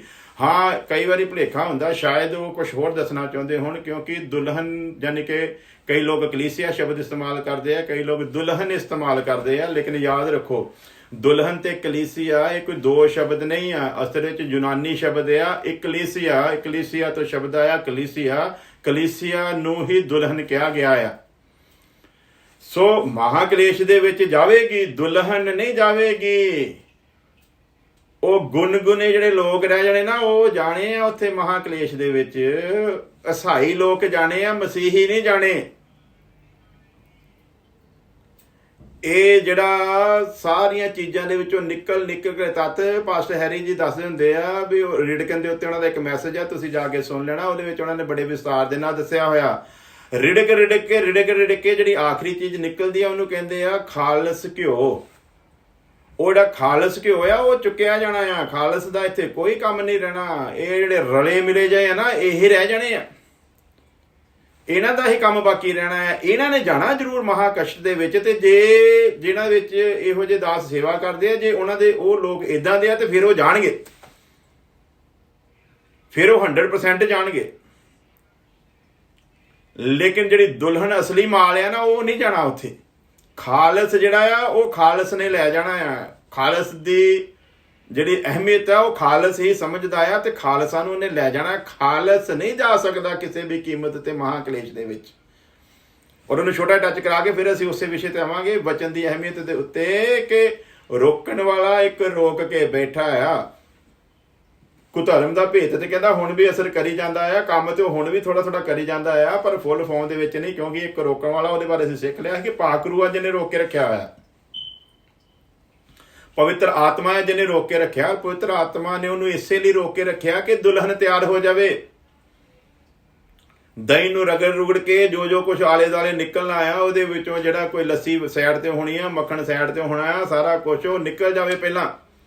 ਉਹਨੂੰ ਫਿਰ ਅੱਗ ਦੇ ਵਿੱਚ ਤਾਪ ਕੇ ਤੇ ਉਹਦੇ ਵਿੱਚੋਂ ਜਦੋਂ ਖਾਲਸ ਘਿਓ ਨਿਕਲਣਾ ਨਾ ਤੇ ਉਹ ਫਿਰ ਜਾਣਾ ਆ ਉੱਥੇ। ਤੇ ਇਹ ਯਾਦ ਰੱਖੋ ਜੀਜੋ ਕਿ ਦੁਲਹਨ ਅਨੁਗ੍ਰਹਿ ਦੇ ਸਮੇਂ ਦੇ ਵਿੱਚ, ਅਸੀਂ ਅਨੁਗ੍ਰਹਿ ਦੇ ਯੁੱਗ ਦੇ ਵਿੱਚ 14 ਯੁੱਗ ਆ ਪਰਮੇਸ਼ਵਰ ਨੇ ਰੱਖੇ। ਔਰ ਇਹਨਾਂ 14 ਯੁੱਗਾਂ ਵਿੱਚੋਂ ਆਖਰੀ ਯੁੱਗ ਆ ਜਦੋਂ ਅਸੀਂ ਪਰਮੇਸ਼ਵਰ ਬਣਨਾ ਆ। ਪਰਮੇਸ਼ਵਰ ਬਣ ਕੇ ਪਰਮੇਸ਼ਵਰ ਦੇ ਤਖਤ ਦੇ ਉੱਤੇ ਬਹਿਣਾ ਆ। ਅਸੀਂ ਪਰਮੇਸ਼ਵਰ ਦੇ ਵਿੱਚ ਸਮਾਉਣਾ ਆ। ਇੱਕੋ ਹੀ ਪਰਮੇਸ਼ਵਰ ਨਜ਼ਰ ਆਉਣਾ। ਦੁਲਹਨ ਉਹਦਾ ਬਦਨ ਹੋਣੀ ਆ। ਯਿਸੂ ਮਸੀਹ ਨੇ ਵੀ ਸਾਰਾ ਕੁਝ ਕੰਪਲੀਟ ਕਰਕੇ ਪਿਤਾ ਦੇ ਵਿੱਚ ਹੀ ਸਮਾ ਜਾਣਾ ਆ। ਔਰ 14ਵੇਂ ਯੁੱਗ ਦੇ ਵਿੱਚ ਅਸੀਂ ਪਰਮੇਸ਼ਵਰ ਦੇ ਤਖਤ ਦੇ ਉੱਤੇ ਪਰਮੇਸ਼ਵਰ ਦੇ ਨਾਲ ਬੈਠੇ ਹੋਣਾ ਆ। ਸੋ ਜਿਹਦੇ ਉੱਤੇ ਐਡਾ ਵੱਡਾ ਅਨੁਗ੍ਰਹਿ ਪਰਮੇਸ਼ਵਰ ਨੇ ਕੀਤਾ ਹੈ, ਉਹ ਦੁਲਹਨ ਕਦੇ ਵੀ ਉਸ ਦੰਡ ਦੇ ਟਾਈਮ ਦੇ ਵਿੱਚ ਨਹੀਂ ਜਾਵੇਗੀ। ਕਿਉਂਕਿ ਰੋਮੀਓ 10 ਦੇ ਵਿੱਚ ਲਿਖਿਆ ਆ ਜੋ ਮਸੀਹ में है उन पर दंड की आज्ञा नहीं। ਇਸ ਚੈਪਟਰ ਨੂੰ ਅਗਰ ਤੁਸੀਂ ਗੌਰ ਨਾਲ ਸੁਣਨਾ ਚਾਹੁੰਦੇ ਹੋ ਕਿ ਜਿਹੜੇ ਮਸੀਹ ਵਿੱਚ ਹੈਗੇ ਉਹ ਦੰਡ ਦੀ ਆਗਿਆ ਨਹੀਂ। ਕੌਣ ਆ ਮਸੀਹ ਦੇ ਵਿੱਚ? ਉਹ ਆਈ ਥਿੰਕ ਮੇਰਾ 5 ਨੰਬਰ ਜਾਂ ਸ਼ਾਇਦ 6 ਨੰਬਰ ਜਿਹੜਾ ਆ ਇਸ ਵਿਸ਼ੇ ਦੇ ਵਿੱਚ ਪਾਠ ਜਿਹੜਾ ਉਹਨੂੰ ਤੁਸੀਂ ਸੁਣ ਲਿਓ। ਤਕਰੀਬਨ 2 ਘੰਟੇ ਦਾ ਪਾਠ ਆ। ਕੌਣ ਆ ਜਿਹੜੇ ਦੰਡ ਦੇ ਵਿੱਚ ਆ ਤੇ ਕੌਣ ਆ ਜਿਹੜੇ ਦੰਡ ਦੇ ਵਿੱਚ ਨਹੀਂ ਆ? ਜਿਹੜਾ ਖਾਲਸ ਆ ਨਾ, ਜਿਹੜੀ ਦੁਲਹਨ ਆ, ਇਹਦੇ ਉੱਤੇ ਦੰਡ ਜਿਹੜਾ ਹੈਗਾ ਆ ਉਹ ਨਾ ਮਹਾਕਲੇਸ਼ ਦਾ ਦੰਡ ਆ ਸਕਦਾ ਆ, ਕਿਸੇ ਕੀਮਤ ਦੇ ਉੱਤੇ ਵੀ ਨਹੀਂ ਆ ਸਕਦਾ। ਹਾਂ, ਕਲੀਸਿਆ ਦੁੱਖ ਸਵੇਗੀ, ਦੁੱਖ ਸਹਿੰਦੀ ਕਲੀਸਿਆ ਆਈ ਆ। ਔਰ ਰੈਪਚਰ ਤੱਕ ਕਲੀਸਿਆ ਦੁੱਖ ਸਹਿੰਦੀ ਹੀ ਕਾਮਲ ਹੋਵੇਗੀ। ਜਿਵੇਂ ਸੰਤ ਪੌਲੁਸ ਨੇ ਕਿਹਾ ਕਿ ਅਸੀਂ ਬਹੁਤ ਦੁੱਖ ਸਹਿ ਕੇ ਉਹਦੇ ਰਾਜ ਦੇ ਵਿੱਚ ਦਾਖਲ ਹੋਣਾ ਆ। ਉਹ ਦੁੱਖਾਂ ਦੇ ਬਾਰੇ ਸੰਤ ਪੌਲੁਸ ਨੇ ਆਪਣੇ ਪੂਰੇ ਦੁੱਖਾਂ ਦੇ ਬਾਰੇ ਪੂਰਾ ਵੇਰਵਾ ਦੱਸਿਆ, ਉਹਦੇ 'ਚ ਕੋਈ ਕਮੀ ਛੱਡੀ ਨਹੀਂ ਕਿ ਕੀ ਕੁਛ ਉਹਦੇ ਨਾਲ ਵਾਪਰਿਆ ਆ। ਨੀਰੋ ਬਾਦਸ਼ਾਹ ਦੇ ਜ਼ਮਾਨੇ ਵਿੱਚ ਦੁਲਹਨ ਦੇ ਨਾਲ ਕੀ ਕੁਛ ਵਾਪਰਿਆ ਆ। ਇਹੋ ਜਿਹੇ ਕਸ਼ਟਾਂ ਵਿੱਚ ਤੇ ਦੁਲਹਨ ਸੀ, ਇਹੋ ਜਿਹੇ ਕਸ਼ਟਾਂ ਦੇ ਵਿੱਚ ਦੁਲਹਨ ਹੈ, ਔਰ ਰੈਪਚਰ ਤੱਕ ਇਹੋ ਜਿਹੇ ਕਸ਼ਟਾਂ ਵਿੱਚ ਦੁਲਹਨ ਰਵੇਗੀ। ਅੱਜ ਵੀ ਹਜ਼ਾਰਾਂ ਮਸੀਹੀ ਲੋਕ ਜਿਹੜੇ ਆ ਉਹ ਕਤਲ ਹੁੰਦੇ ਆ ਅੱਜ ਵੀ। ਹਾਲੇਲੂਇਆ। ਸੌਰੀ, ਮੈਂ 10 ਕਿਹਾ ਗਿਆ, 8 ਚੈਪਟਰ ਦੀ ਉਹ ਵਸਿਆ ਕਿ ਜਿਹੜੇ ਮਸੀਹ ਦੇ ਚਾਹਣ ਦੇ ਉੱਤੇ ਦੰਡ ਦੀ ਆਗਿਆ ਨਹੀਂ। ਸੋ ਸਮਝਾਂਗੇ ਪਿਆਰੇ ਅਜੀਜ਼ੋ ਕਿ ਜੇ ਤੇ ਕਸ਼ਟ ਦੀ ਗੱਲ ਕਰੀਏ ਨਾ, ਕਸ਼ਟ ਜਦੋਂ ਦੀ ਦੁਲਹਨ ਬਣੀ ਆ ਉਸੇ ਦਿਨ ਤੋਂ ਹੀ ਕਸ਼ਟ ਆ, ਤੇ ਰੈਪਚਰ ਤੱਕ ਕਸ਼ਟ ਦੇ ਵਿੱਚ ਹੀ ਆ। ਲੇਕਿਨ ਜਿੱਥੋਂ ਤੱਕ ਅਸੀਂ ਗੱਲ ਕਰਦੇ ਹਾਂ ਮਹਾ ਕਲੇਸ਼ ਦੀ, ਜਿਹੜਾ ਦੁਨੀਆ ਉੱਤੇ ਆਉਣ ਵਾਲਾ ਹੈ, ਜਿਹਦੇ ਬਾਰੇ ਵਚਨ 'ਚ ਲਿਖਿਆ ਅਗਰ ਉਹ ਦਿਨ ਨਾ ਘਟਾਏ ਜਾਂਦੇ ਤੇ ਕੋਈ ਸਰੀਰ ਨਾ ਬਚਦਾ। ਉਹ ਦਿਨ ਜਿਹਦੇ ਵਿੱਚ ਐਂਟੀ ਕ੍ਰਾਈਸਟ ਪ੍ਰਗਟ ਹੋਵੇਗਾ, ਉਹਦਾ ਅੰਕ ਜਿਹੜਾ 666 ਆ ਉਹ ਪ੍ਰਗਟ ਹੋਵੇਗਾ, ਉਹ ਲਾਗੂ ਹੋਵੇਗਾ ਇਸ ਧਰਤੀ ਦੇ ਉੱਤੋਂ। ਜਦੋਂ ਪਾਕ ਰੂਹ ਤੇ ਦੁਲਹਨ ਚਲੇ ਜਾਣਗੇ ਉਦੋਂ ਇਹ ਸਭ ਕੁਝ ਹੋਵੇਗਾ। ਸਭ ਤੋਂ ਖਾਸ ਗੱਲ, ਰੋਕਣ ਵਾਲਾ ਹਟੇਗਾ ਵਿੱਚੋਂ ਤੇ ਫਿਰ ਉਹ ਆਵੇਗਾ। ਪਹਿਲਾ ਪੁਆਇੰਟ ਆ। ਦੂਸਰੀ ਗੱਲ ਹੈਗੀ ਆ ਕਿ ਜਿੰਨੀ ਦੇਰ ਤੱਕ ਉਹ ਵਿਰੋਧੀ ਮਸੀਹ ਇਸ ਧਰਤੀ ਦੇ ਉੱਤੇ ਆਉਂਦਾ ਨਹੀਂ ਆ, ਇੱਕ ਗੱਲ ਅਸੀਂ ਚੈਲੰਜ ਕਰਕੇ ਲਿਖ ਕੇ ਦੇ ਸਕਦੇ ਹਾਂ, ਇਸ ਬਾਈਬਲ ਦੇ ਅਨੁਸਾਰ, ਸਾਨੂੰ ਨਹੀਂ ਪਤਾ ਲੋਕ ਕੀ ਕਹਿੰਦੇ ਆ, ਇਸ ਬਾਈਬਲ ਦੀ ਲਿਖਤ ਦੇ ਅਨੁਸਾਰ ਅਸੀਂ ਪੂਰੇ ਸੰਸਾਰ ਨੂੰ ਇੱਕ ਚੈਲੰਜ ਦੇ ਵਿੱਚ ਲੈ ਕੇ ਆਉਨੇ ਆ, ਮਸੀਹਾਂ ਨੂੰ ਵੀ ਤੇ ਗੈਰ ਮਸੀਹੀਆਂ ਨੂੰ ਵੀ। ਔਰ ਉਹ ਚੈਲੰਜ ਇਹ ਆ, ਜਿੰਨੀ ਦੇਰ ਤੱਕ ਦੁਲਹਨ ਇਸ ਧਰਤੀ ਦੇ ਉੱਤੇ ਆ ਉਨੀ ਦੇਰ ਤੱਕ ਮਸੀਹ ਵਿਰੋਧੀ ਫੁੱਲ ਫਾਰਮ ਦੇ ਵਿੱਚ ਪ੍ਰਗਟ ਨਹੀਂ ਹੋ ਸਕਦਾ। ਪਹਿਲਾ ਚੈਲੰਜ। ਦੂਸਰਾ ਚੈਲੰਜ, ਜਿੰਨੀ ਦੇਰ ਤੱਕ ਇਹ ਦੁਲਹਨ ਇਸ ਧਰਤੀ ਦੇ ਉੱਤੇ ਆ ਉਨੀ ਦੇਰ ਤੱਕ ਇਸਰਾਇਲ ਦਾ ਮੰਦਿਰ ਸ਼ੁਰੂ ਨਹੀਂ ਹੋ ਸਕਦਾ। ਸੁਲੇਮਾਨ ਦੀ ਹੈਕਲ ਸ਼ੁਰੂ ਨਹੀਂ ਹੋ ਸਕਦੀ, ਜਿਹੜੀ ਉਹਨੇ ਬਣਾਈ ਸੀ ਫਿਰ ਢਾਹ ਦਿੱਤੀ ਗਈ ਆ। ਉਹ ਹੈਕਲ ਕਦੇ ਬਣ ਹੀ ਨਹੀਂ ਸਕਦੀ, ਕਦੇ ਉਹ ਹੈਕਲ ਸ਼ੁਰੂ ਹੋ ਹੀ ਨਹੀਂ ਸਕਦੀ। ਇਹ ਸਭ ਤੋਂ ਵੱਡੀ ਭਵਿੱਖਬਾਣੀ ਹੈ ਬਾਈਬਲ ਦੀ। ਅਗਰ ਦੁਲਹਨ ਦੇ ਇੱਥੇ ਰਹਿੰਦਿਆਂ ਹੋਇਆਂ ਅੱਜ ਸਾਨੂੰ ਸਵੇਰੇ ਫੋਨ ਕੋਈ ਆਵੇ ਜਾਂ ਪਤਾ ਲੱਗੇ ਜਾਂ ਕੋਈ ਵੀਡੀਓ ਆ ਜਾਵੇ ਸਾਡੇ ਕੋਲ ਜਾਂ ਕੋਈ ਕਹਿ ਦੇਵੇ ਜਾਂ ਕੋਈ ਖਬਰਾਂ ਆ ਜਾਣ ਕਿ ਇਸਰਾਇਲ ਦਾ ਮੰਦਿਰ ਬਣਨਾ ਸ਼ੁਰੂ ਹੋ ਗਿਆ, ਤੇ ਫਿਰ ਸਮਝ ਲਓ ਇਹ ਬਾਈਬਲ ਝੂਠੀ ਆ, ਫਿਰ ਸਾਡੀ ਆਸ਼ਾ ਵੀ ਝੂਠੀ ਹੈ, ਤੇ ਫਿਰ ਅਸੀਂ ਦੂਸਰੇ ਦੁਨੀਆ ਦੇ ਲੋਕਾਂ ਵਰਗੇ ਬਦ ਨਸੀਬ ਹੋਵਾਂਗੇ। ਕਿਉਂ? ਉਹਦੀ ਵਜ੍ਹਾ ਦੱਸ ਦਿੰਦੇ ਆ। ਪੈਂਤੇਕੋਸਤ ਦੇ ਦਿਨ ਤੋਂ ਇਸ ਦੁਲਹਨ ਦੀ ਸ਼ੁਰੂਆਤ ਹੁੰਦੀ ਆ। ਪਾਕ ਰੂਹ ਕਲਾਮ ਦਾ ਬੀਜ ਲੈ ਕੇ ਆਉਂਦਾ ਆ ਤੇ ਸੰਤਾਂ ਦੇ ਦੁਆਰਾ ਪ੍ਰਚਾਰ ਸ਼ੁਰੂ ਹੁੰਦਾ ਆ। 3000 ਲੋਕ ਉਹਦੇ ਵਿੱਚ ਆਉਂਦੇ ਆ। ਸੋ ਪਿਆਰੇ ਅਜੀਜ਼ੋ, ਇਸ ਗੱਲ ਨੂੰ ਸਮਝੀਏ ਹੁਣ ਕਿ ਜਦੋਂ ਇਸ ਮੰਦਿਰ ਦੀ ਪਰਮੇਸ਼ਵਰ ਨੇ ਸ਼ੁਰੂਆਤ ਕੀਤੀ ਆ, ਉਸ ਤੋਂ ਥੋੜੀ ਦੇਰ ਬਾਅਦ ਹੀ ਦੁਨੀਆ ਦੇ ਵਿੱਚ ਜਿਹੜਾ ਮੰਦਿਰ ਸੀਗਾ ਉਹਨੂੰ ਪਰਮੇਸ਼ਵਰ ਨੇ ਤਹਿਸ ਨਹਿਸ ਹੋਣ ਦਿੱਤਾ। 70 ਈਸਵੀ ਦੇ ਵਿੱਚ ਉਹ ਪੂਰੇ ਦਾ ਪੂਰਾ ਮੰਦਿਰ ਬਰਬਾਦ ਕਰ ਦਿੱਤਾ ਗਿਆ, ਉਹਦਾ ਸਭ ਕੁਝ ਲੁੱਟ ਦਿੱਤਾ ਗਿਆ। ਔਰ ਅੱਜ ਉਹਦੀ ਇੱਕ ਕੰਧ ਜਿਹੀ ਨਜ਼ਰ ਆਉਂਦੀ ਹੈ ਜਿੱਥੇ ਜਾ ਕੇ ਯਹੂਦੀ ਮੱਥਾ ਮਾਰਦੇ ਆ। ਔਰ ਚਾਹੁਣ ਤੇ ਬਣਾ ਵੀ ਸਕਦੇ ਆ, ਜਿਵੇਂ ਸਾਡੇ ਹਿੰਦੂ ਭਰਾਵਾਂ ਨੇ ਰਾਮ ਮੰਦਿਰ ਦਾ ਸਾਰਾ ਮਟੀਰੀਅਲ ਤਿਆਰ ਕਰਕੇ ਰੱਖਿਆ ਹੋਇਆ ਨਾ, ਉਸੇ ਤਰ੍ਹਾਂ ਹੀ ਹੈਕਲ ਦਾ ਪੂਰਾ ਮਟੀਰੀਅਲ ਤਿਆਰ ਪਿਆ ਆ ਉਹਨਾਂ ਦੇ ਕੋਲ। ਔਰ ਦੁਨੀਆ ਵਿੱਚ ਤਾਕਤ ਇੰਨੀ ਰੱਖਦੇ ਆ, ਉਹਨਾਂ ਕੋਲ ਕਿਸੇ ਨੂੰ ਇਜਾਜ਼ਤ ਲੈਣ ਦੀ ਜ਼ਰੂਰਤ ਨਹੀਂਗਾ। ਹਰ ਉੱਥੇ ਜਿਹੜੀ ਅੜਚਨ ਆ ਉਹਨੂੰ ਚਾਹੁਣ ਤੇ 2 ਮਿੰਟ ਦੇ ਵਿੱਚ ਸੈਡੀ ਜਿਹੜੇ ਆ ਉਹ ਕਰਕੇ ਪਰੇ ਮਾਰਨ ਤੇ ਮੰਦਿਰ ਸ਼ੁਰੂ ਕਰ ਲੈਣ। ਲੇਕਿਨ ਯਾਦ ਰੱਖੋ, ਉਹ ਮੰਦਿਰ ਕਦੇ ਵੀ ਕਿਸੇ ਵੀ ਕੀਮਤ ਦੇ ਉੱਤੇ ਸ਼ੁਰੂ ਨਹੀਂ ਹੋ ਸਕਦਾ ਜਿੰਨੀ ਦੇਰ ਤੱਕ ਇਹ ਦੁਲਹਨ ਇੱਥੇ ਆ, ਜਿੰਨੀ ਦੇਰ ਤੱਕ ਅਨੁਗ੍ਰਹਿ ਦੇ ਯੁੱਗ ਦੇ ਵਿੱਚ ਦੁਲਹਨ ਇੱਥੇ ਆ। ਅਨੁਗ੍ਰਹਿ ਉਦੋਂ ਤੱਕ ਹੀ ਰਹਿਣਾ ਹੈ ਜਦੋਂ ਤੱਕ ਦੁਲਹਨ ਇੱਥੇ ਆ। ਦੁਲਹਨ ਦੇ ਨਾਲ ਅਨੁਗ੍ਰਹਿ ਵੀ ਚੱਕਿਆ ਜਾਣਾ ਆ। ਅਨੁਗ੍ਰਹਿ ਦੇ ਜ਼ਮਾਨੇ ਵਿੱਚ ਉਹ ਦੰਡ ਜਿਹੜਾ ਬਾਕੀ ਲੋਕਾਂ ਤੇ ਆਉਣਾ ਆ, ਅਗਰ ਉਹ ਸੇਮ ਦੰਡ ਦੁਲਹਨ ਦੇ ਉੱਤੇ ਵੀ ਆਉਂਦਾ ਤੇ ਫਿਰ ਦੁਲਹਨ ਦੇ ਵਿੱਚ ਤੇ ਉਹਨਾਂ ਦੇ ਵਿੱਚ ਫਰਕ ਹੀ ਕੋਈ ਨਾ ਰਿਹਾ। ਫਿਰ ਫਰਕ ਕਿੱਥੋਂ ਰਹਿ ਗਿਆ? ਉਸ ਤੋਂ ਬਾਅਦ ਫਿਰ ਸਾਨੂੰ ਜੋ ਕੁਝ ਮਿਲਣ ਵਾਲਾ ਹੈ ਉਹ ਤੇ ਅਸੀਂ ਗੌਰ ਕਰਦੇ ਹਾਂ। 5 ਕਿਸਮ ਦੇ ਤਾਜ ਆ ਦੁਲਹਨ ਦੇ ਵਾਸਤੇ। 5 ਤਾਜ ਮਿਲਨੇ ਆ ਦੁਲਹਨ ਨੂੰ, ਤੇ ਫਿਰ ਇਹਨੂੰ ਦੁਲਹਨ ਨੂੰ ਜਿਹੜੇ ਤਾਜ ਮਿਲਨੇ ਆ ਉਹ ਦੁਨੀਆ ਤੋਂ ਵੱਖ ਹੋਊਗੀ ਤਾਂ ਹੀ ਮਿਲਣਾ ਆ। ਕੁਝ ਵੱਖ ਨਜ਼ਰ ਆਊਗਾ ਦੁਲਹਨ ਦਾ ਤਾਂ ਹੀ ਮਿਲਣਾ। ਇਹ ਦੁਲਹਨ ਜੇ ਬਾਕੀਆਂ ਵਰਗੀ ਆ ਤੇ ਫਿਰ ਦੁਲਹਨ ਦਾ ਤੇ ਉਹਦੇ ਵਿੱਚ ਫਰਕ ਕੀ ਰਹਿ ਗਿਆ? ਦੁਲਹਨ ਵੱਖਰੀ ਹੀ ਨਜ਼ਰ ਆਉਂਦੀ ਹੁੰਦੀ ਆ ਸਾਰੀ ਬਰਾਤ ਦੇ ਵਿੱਚ, ਸਾਰੇ ਲੋਕਾਂ ਦੇ ਵਿੱਚ ਦੁਲਹਨ ਦੇ ਉੱਤੇ ਹੀ ਸਾਰਾ ਧਿਆਨ ਹੁੰਦਾ ਆ ਪੂਰੇ। ਸੋ ਧਿਆਨ ਰੱਖੋ ਜੀਜੋ ਕਿ ਉਹ ਮੰਦਿਰ ਕਿਸੇ ਕੀਮਤ ਉੱਤੇ ਬਣ ਨਹੀਂ ਸਕਦਾ। ਔਰ ਉਹਦੀ ਮੇਨ ਵਜ੍ਹਾ ਤੁਹਾਨੂੰ ਦੱਸ ਦਿੰਦਾ ਮੈਂ। ਇਹ ਦੁਲਹਨ ਆ, ਇਹਦੇ ਬਾਰੇ ਗ੍ਰੰਥੀਆਂ ਦੇ ਵਿੱਚ ਲਿਖਿਆ ਤੁਸੀਂ ਪਰਮੇਸ਼ਵਰ ਦਾ ਮੰਦਿਰ ਹੋ, ਪਰਮੇਸ਼ਵਰ ਦਾ ਆਤਮਾ ਤੁਹਾਡੇ ਅੰਦਰ ਵਸਦਾ ਆ। ਅਗਰ ਇਸਰਾਇਲ ਦਾ ਮੰਦਿਰ ਸ਼ੁਰੂ ਹੁੰਦਾ ਆ ਤੇ ਤੁਸੀਂ ਫੈਸਲਾ ਕਰੋ ਕਿ ਪਰਮੇਸ਼ਵਰ ਦਾ ਆਤਮਾ ਮਿੱਟੀ ਗਾਰੇ ਦੇ ਉਸ ਬਣੇ ਹੋਏ ਹੱਥਾਂ ਦੇ ਮੰਦਿਰ ਦੇ ਵਿੱਚ ਰਵੇਗਾ ਜਾਂ ਕਿ ਇਸ ਅਸਲੀ ਮੰਦਿਰ ਦੇ ਵਿੱਚ ਰਵੇਗਾ। ਫੈਸਲਾ ਕਰੋ। ਅਗਰ ਦੁਲਹਨ ਵੀ ਇੱਥੇ ਆ, ਅਸਲੀ ਮੰਦਿਰ ਇੱਥੇ ਆ, ਇਹਦੇ ਦੌਰਾਨ ਉਹ ਵੀ ਮੰਦਿਰ ਬਣ ਜਾਂਦਾ ਆ, ਪਰਮੇਸ਼ਵਰ ਦਾ ਆਤਮਾ ਕਿੱਥੇ ਰਵੇਗਾ? ਮਿਸਾਲ ਦੇ ਤੌਰ ਦੇ ਉੱਤੇ ਤੰਬੂ ਬਣਾਇਆ ਪਰਮੇਸ਼ਵਰ ਦੀ ਇੱਛਾ ਦੇ ਅਨੁਸਾਰ, ਕੰਪਲੀਟ ਜਦੋਂ ਕਰ ਦਿੱਤਾ, ਲਿਖਿਆ ਮੂਸਾ ਨੇ ਜੋ ਕੁਝ ਸੀਗਾ ਜਿੱਦਾਂ ਪਰਮੇਸ਼ਵਰ ਨੇ ਕਿਹਾ, ਜਦੋਂ ਉਹਦੇ ਮੁਤਾਬਕ ਬਣਾ ਦਿੱਤਾ ਤੇ ਪਰਮੇਸ਼ਵਰ ਦਾ ਜਲਾਲ ਉਹਦੇ ਉੱਤੇ ਉਤਰਿਆ ਤੇ ਤੰਬੂ ਪਰਮੇਸ਼ਵਰ ਦੇ ਜਲਾਲ ਦੇ ਨਾਲ ਭਰ ਗਿਆ। ਸੁਲੇਮਾਨ ਨੇ ਮੰਦਿਰ ਬਣਾਇਆ, ਪਰਮੇਸ਼ਵਰ ਦੀ ਇੱਛਾ ਦੇ ਮੁਤਾਬਕ ਕੰਪਲੀਟ ਕੀਤਾ, ਲਿਖਿਆ ਜਦੋਂ ਉਹਨੇ ਪ੍ਰਾਰਥਨਾ ਕੀਤੀ ਪਰਮੇਸ਼ਵਰ ਨੇ ਉਸ ਭਵਨ ਨੂੰ ਜਿਹੜਾ ਸੀਗਾ ਆਪਣੇ ਜਲਾਲ ਦੇ ਨਾਲ ਭਰ ਦਿੱਤਾ। ਉਸ ਤੋਂ ਬਾਅਦ ਪਾਕਰੂ ਆਇਆ ਤੇ ਇਹ ਮੰਦਿਰ ਉਹਦੇ ਜਲਾਲ ਦੇ ਨਾਲ ਭਰ ਗਿਆ। ਤੇ ਤੁਹਾਡਾ ਕੀ ਖਿਆਲ ਆ ਕਿ ਜਦੋਂ ਸੁਲੇਮਾਨ ਦੇ ਉਸ ਢਾਏ ਹੋਏ ਮੰਦਿਰ ਨੂੰ ਜਦੋਂ ਦੁਬਾਰਾ ਕੰਪਲੀਟ ਕੀਤਾ ਜਾਊਗਾ ਤੇ ਉੱਥੇ ਦੀ ਨਿਸ਼ਾਨੀ ਇਹ ਹੋਣੀ ਆ ਵੀ ਉਹ ਵੀ ਮੰਦਿਰ ਫਿਰ ਦੁਬਾਰਾ ਜਲਾਲ ਦੇ ਨਾਲ ਪਰਮੇਸ਼ਵਰ ਦੇ ਭਰਨਾ। ਲਿਖਿਆ ਉਹਦੀ ਆਖਰੀ ਮਹਿਮਾ ਪਹਿਲੀ ਮਹਿਮਾ ਤੋਂ ਕਿਤੇ ਜ਼ਬਰਦਸਤ ਹੋਵੇਗੀ। ਔਰ ਉਹਦੀ ਆਖਰੀ ਮਹਿਮਾ ਪਹਿਲੀ ਮਹਿਮਾ ਤੋਂ ਤਾਈਓ ਜ਼ਬਰਦਸਤ ਹੋਵੇਗੀ ਨਾ। ਪਹਿਲਾਂ ਜਲਾਲ ਆਉਂਦਾ ਸੀ, ਹੁਣ ਜਿਹਦਾ ਜਲਾਲ ਆਉਂਦਾ ਸੀ ਮਹਾਕਸ਼ਟ ਦੇ ਟਾਈਮ ਤੋਂ ਖਤਮ ਹੋਣ ਤੋਂ ਬਾਅਦ, ਉਹਦਾ ਜਿਹਦਾ ਜਲਾਲ ਆਉਂਦਾ ਸੀ ਉਹਨੇ ਆਪ ਬਹਿਣਾ ਆ ਕੇ ਉੱਥੇ ਦੁਨੀਆ ਭਰ ਦੇ ਵਿੱਚ, ਦੁਨੀਆ ਭਰ ਦੀ ਰਾਜਧਾਨੀ ਬਣਨਾ ਆ। ਉਸ ਰਾਜਧਾਨੀ ਦੇ ਵਿੱਚ ਬਾਦਸ਼ਾਹਾਂ ਦੇ ਬਾਦਸ਼ਾਹ ਨੇ ਬੈਠ ਕੇ ਰਾਜ ਕਰਨਾ ਆ। ਤੇ ਮੈਨੂੰ ਸਮਝ ਨਹੀਂ ਆਉਂਦੀ ਕਿੱਥੋਂ ਕਿੱਥੋਂ ਕਿਹੜੀਆਂ ਕਿਹੜੀਆਂ ਗੱਲਾਂ ਚੁੱਕ ਕੇ ਤੇ ਕਿਹੜੇ ਕਿਹੜੇ ਪ੍ਰਕਾਸ਼ਨ ਲੈ ਕੇ ਲੋਕਾਂ ਦੇ ਅੱਗੇ ਰੱਖਦੇ ਆ। ਸਾਡੀ ਸਮਝ ਤੋਂ ਬਾਹਰ ਦੀ ਗੱਲ ਆ। ਪਤਾ ਨਹੀਂ ਕਿਵੇਂ ਇੱਕ ਸ਼ਬਦ ਨੂੰ ਲੈ ਕੇ ਉਹਦਾ ਇੱਕ ਵਿਸ਼ਾ ਬਣਾ ਦਿੰਦੇ ਆ। ਸਾਡੀ ਸਮਝ ਤੋਂ ਬਾਹਰ ਦੀ ਗੱਲ ਆ। ਜਿੰਨੀ ਦੇਰ ਤੱਕ ਪੂਰੀ ਬਾਈਬਲ ਦੀ ਹਰ ਗੱਲ ਉਹਦੇ ਉੱਤੇ ਮੋਹਰ ਨਹੀਂ ਲਾਉਂਦੀ ਉਨੀ ਦੇਰ ਤੱਕ ਉਹ ਮੰਨਣ ਯੋਗ ਹੈ ਹੀ ਨਹੀਂ ਆ। ਜਦੋਂ ਵਿੱਚੋਂ ਕਲੀਸਿਆ ਉਠਾਈ ਜਾਣੀ ਆ ਉਦੋਂ 7 ਸਾਲ ਦਾ ਉਹ ਮਹਾਕਲੇਸ਼ ਦਾ ਤੇ ਜਿਹਦੇ ਵਿੱਚ 2 ਪਾਰਟ ਆ, ਇੱਕ ਪਾਰਟ ਸ਼ਾਂਤੀ ਦਾ ਤੇ ਇੱਕ ਪਾਰਟ ਮਹਾਕਲੇਸ਼ ਦਾ ਸ਼ੁਰੂ ਹੋਣਾ ਆ। ਡੈਨੀਅਲ ਦੇ ਦਰਸ਼ਨ ਦੇ 70 ਸਾਤੇ ਜਿਹੜੇ ਆ ਉਹ 69 ਜਿਹੜੇ ਹਫ਼ਤੇ ਹੈਗੇ ਸੀਗੇ ਉਹ ਇਸਰਾਇਲ ਦੇ ਨਾਲ ਸੰਬੰਧ ਰੱਖਦੇ ਆ। ਇੱਕ ਹਫ਼ਤਾ ਜਿਹੜਾ ਆ ਉਹ ਤੇ ਮੋਹਰ ਲਾ ਦਿੱਤੀ ਗਈ, ਉਹਨੂੰ ਬੰਦ ਰੱਖਿਆ ਗਿਆ, ਉਹ ਉਸੇ ਹਫ਼ਤੇ ਵੱਲ ਇਸ਼ਾਰਾ ਕਰਦਾ ਆ। ਉਹ ਹਫ਼ਤਾ ਮੀਨਜ ਯਾਨੀ ਕਿ 7 ਸਾਲਾਂ ਵੱਲ ਇਸ਼ਾਰਾ ਕਰਦਾ ਆ। ਉਹਦੇ 2 ਸਮੇਂ ਆ, ਅੱਧੇ ਸਮੇਂ ਆ। ਇਹ ਅੱਧੇ ਸਮੇਂ ਦੇ ਵਿੱਚ ਇਸਰਾਇਲ ਦਾ ਮੰਦਿਰ ਬਣਨਾ ਆ। ਉਹ ਮੰਦਿਰ ਕਿਸੇ ਕੀਮਤ ਤੇ ਨਹੀਂ ਬਣ ਸਕਦਾ ਜਦੋਂ ਤੱਕ ਇਹ ਮੰਦਿਰ ਆ। ਸੋ ਸਭ ਤੋਂ ਮੇਨ ਜਿਹੜੀ ਮੁੱਖ ਦੀ ਗੱਲ ਹੋਈ ਤਾਂ ਇਹ ਤੋਂ ਅੱਗੇ ਕੋਈ ਬਹਿਸ ਨਹੀਂ ਹੋ ਸਕਦੀ। ਸੋ ਜਾਣਗੇ ਜਿਹੜੇ ਗੁਨਗੁਨੇ ਮਸੀਹੀ ਲੋਕ ਆ, ਉਹ ਜਾਣਗੇ ਜਿਹੜੀ ਕਹਾਉਂਦੀ ਆ ਕਲੀਸਿਆ ਪਰ ਹੈ ਨਹੀਂ, ਉਹ ਜਾਊਗੀ ਮਹਾਕਲੇਸ਼ ਦੇ ਵਿੱਚ।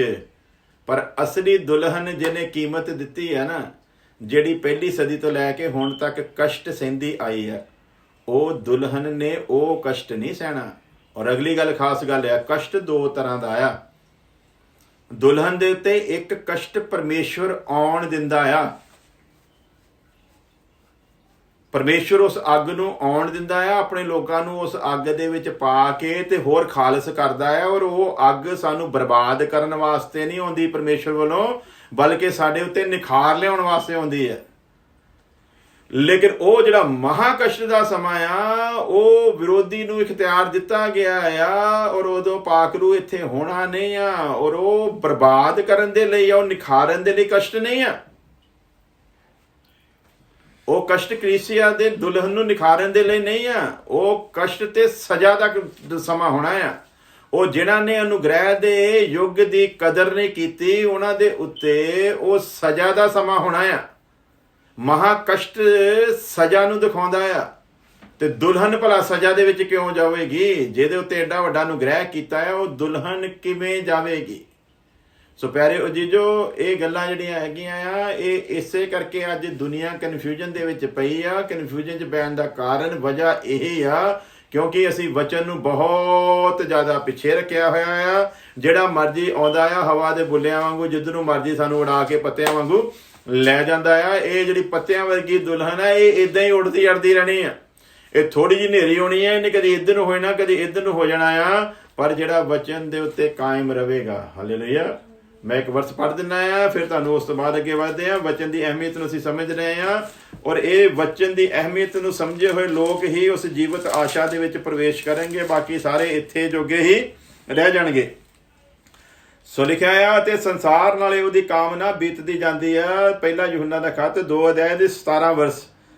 ਸੰਸਾਰ ਨਾਲੇ ਉਹਦੀ ਕਾਮਨਾ ਬੀਤਦੀ ਜਾਂਦੀ ਹੈ, ਪਰ ਜਿਹੜਾ ਪਰਮੇਸ਼ਵਰ ਦੀ ਇੱਛਾ ਉਤੇ ਚੱਲਦਾ ਹੈ ਉਹ ਸਦਾ ਤੀਕ ਕਾਇਮ ਰਹੇਗਾ। ਹਾਲੇਲੂਇਆ। ਜਿਹੜਾ ਪਰਮੇਸ਼ਵਰ ਦੀ ਇੱਛਾ ਉਤੇ ਚੱਲਦਾ ਹੈ, ਔਰ ਉਹਨੇ ਇੱਛਾ ਆਪਣੀ ਸਾਰੀ ਇਸ ਵਚਨ ਦੇ ਵਿੱਚ ਲਿਖ ਕੇ ਦਿੱਤੀ ਆ। ਜਿਹੜਾ ਵਚਨ ਨੂੰ ਸਮਝਦਾ ਆ ਉਹ ਉਹਦੀ ਇੱਛਾ ਨੂੰ ਸਮਝਦਾ ਆ। ਜਿਹੜਾ ਵਚਨ ਨੂੰ ਨਹੀਂ ਸਮਝਦਾ ਉਹਦੀ ਇੱਛਾ ਨੂੰ ਵੀ ਸਮਝ ਸਕਦਾ ਨਹੀਂ ਆ। ਜਿਹੜਾ ਵਚਨ ਨੂੰ ਇੱਜ਼ਤ ਦਿੰਦਾ ਆ ਉਹ ਉਹਨੂੰ ਇੱਜ਼ਤ ਦਿੰਦਾ ਆ। ਜਿਹੜਾ ਵਚਨ ਨੂੰ ਇੱਜ਼ਤ ਨਹੀਂ ਦਿੰਦਾ ਉਹ ਉਹਨੂੰ ਵੀ ਇੱਜ਼ਤ ਦੇ ਸਕਦਾ ਨਹੀਂ ਆ। ਇਸ ਲਈ ਇਸ ਵਚਨ ਨੂੰ ਤੁਸੀਂ ਮੁੱਖ ਰੱਖੋ ਤੇ ਫਿਰ ਸਾਰੇ ਕੰਮ ਸਹੀ ਹੋ ਜਾਣਗੇ, ਫਿਰ ਸਭ ਕੁਝ ਠੀਕ ਹੋਵੇਗਾ। ਪਰ ਜਿੰਨੀ ਦੇਰ ਤੱਕ ਵਚਨ ਪਿੱਛੇ ਆ ਨਾ, ਉਨੀ ਦੇਰ ਤੱਕ ਸਾਡਾ ਕੁਝ ਵੀ ਹੋਣ ਵਾਲਾ ਨਹੀਂ ਹੈ। ਸੋ ਪ੍ਰਕਾਸ਼ਿਤ ਵਾਕਿਆ ਦੀਆਂ ਜਿਹੜੀਆਂ 7 ਕਲੀਸਿਆਂ ਨੂੰ ਪੱਤਰ ਹੈਗੇ ਆ, ਉਹ ਉਸ ਸਮੇਂ ਦੇ ਵਿੱਚ ਜਦੋਂ ਲਿਖਿਆ ਯੂਹੰਨਾ ਨੇ, ਯੂਹੰਨਾ ਦੇ ਸੇਵਕਾਈ ਜਿਹੜੀ ਸੀਗੀ ਉਹਨਾਂ 7 ਕਲੀਸਿਆਵਾਂ ਦੇ ਵਿੱਚ ਸੀ। ਲੇਕਿਨ ਉਹ 7 ਕਲੀਸਿਆਂ ਅੱਜ ਸੰਸਾਰ ਭਰ ਦੀਆਂ ਸਾਰੀਆਂ ਕਲੀਸਿਆਂ ਨੂੰ ਰਿਪਰੈਜ਼ੈਂਟ ਕਰਦੀ ਆ। ਉਹ 7 ਕਲੀਸਿਆਂ ਪੂਰੇ ਸੰਸਾਰ ਦੀ ਕਲੀਸਿਆ ਦਾ ਨਮੂਨਾ ਆ। ਇਸ ਕਲੀਸਿਆ ਦੇ ਵਿੱਚ 7 ਤਰ੍ਹਾਂ ਦੇ ਲੋਕ ਪਾਏ ਜਾਂਦੇ ਆ। ਉਹਨਾਂ ਦੇ ਵਿੱਚ 7 ਤਰ੍ਹਾਂ ਦੀਆਂ ਖੂਬੀਆਂ, 7 ਤਰ੍ਹਾਂ ਦੀਆਂ ਕਮੀਆਂ ਪਾਈਆਂ ਜਾਂਦੀਆਂ।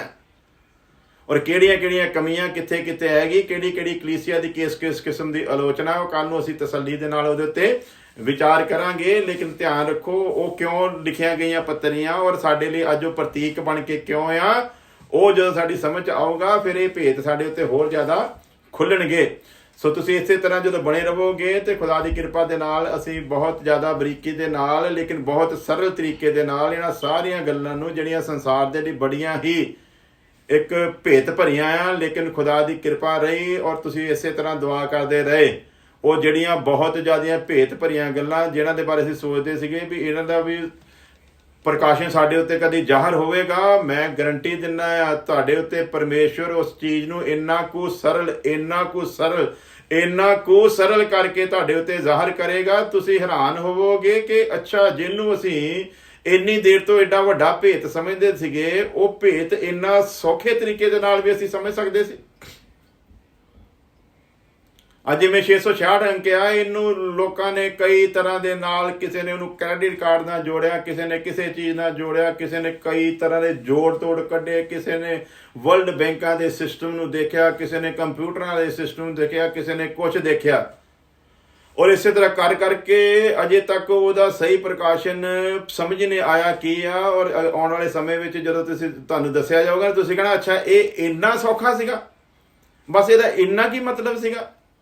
ਤੇ ਉਹਦਾ ਸੱਚਮੁੱਚ ਓਨਾ ਕੀ ਮਤਲਬ ਹੋਣਾ ਜਿੰਨਾ ਕਿ ਤੁਹਾਨੂੰ ਖੁਦਾ ਦੇ ਫਜ਼ਲ ਦੇ ਨਾਲ, ਉਹਦੀ ਕਿਰਪਾ ਦੇ ਨਾਲ ਦੱਸਿਆ ਜਾਵੇਗਾ। ਉਲਝਾਉਂਦੇ ਆ, ਕਲੀਸਿਆ ਨੂੰ ਉਲਝਾ ਰਹੇ ਆ, ਕਲੀਸਿਆ ਨੂੰ ਸਹੀ ਦੱਸਦੇ ਨਹੀਂ ਆ।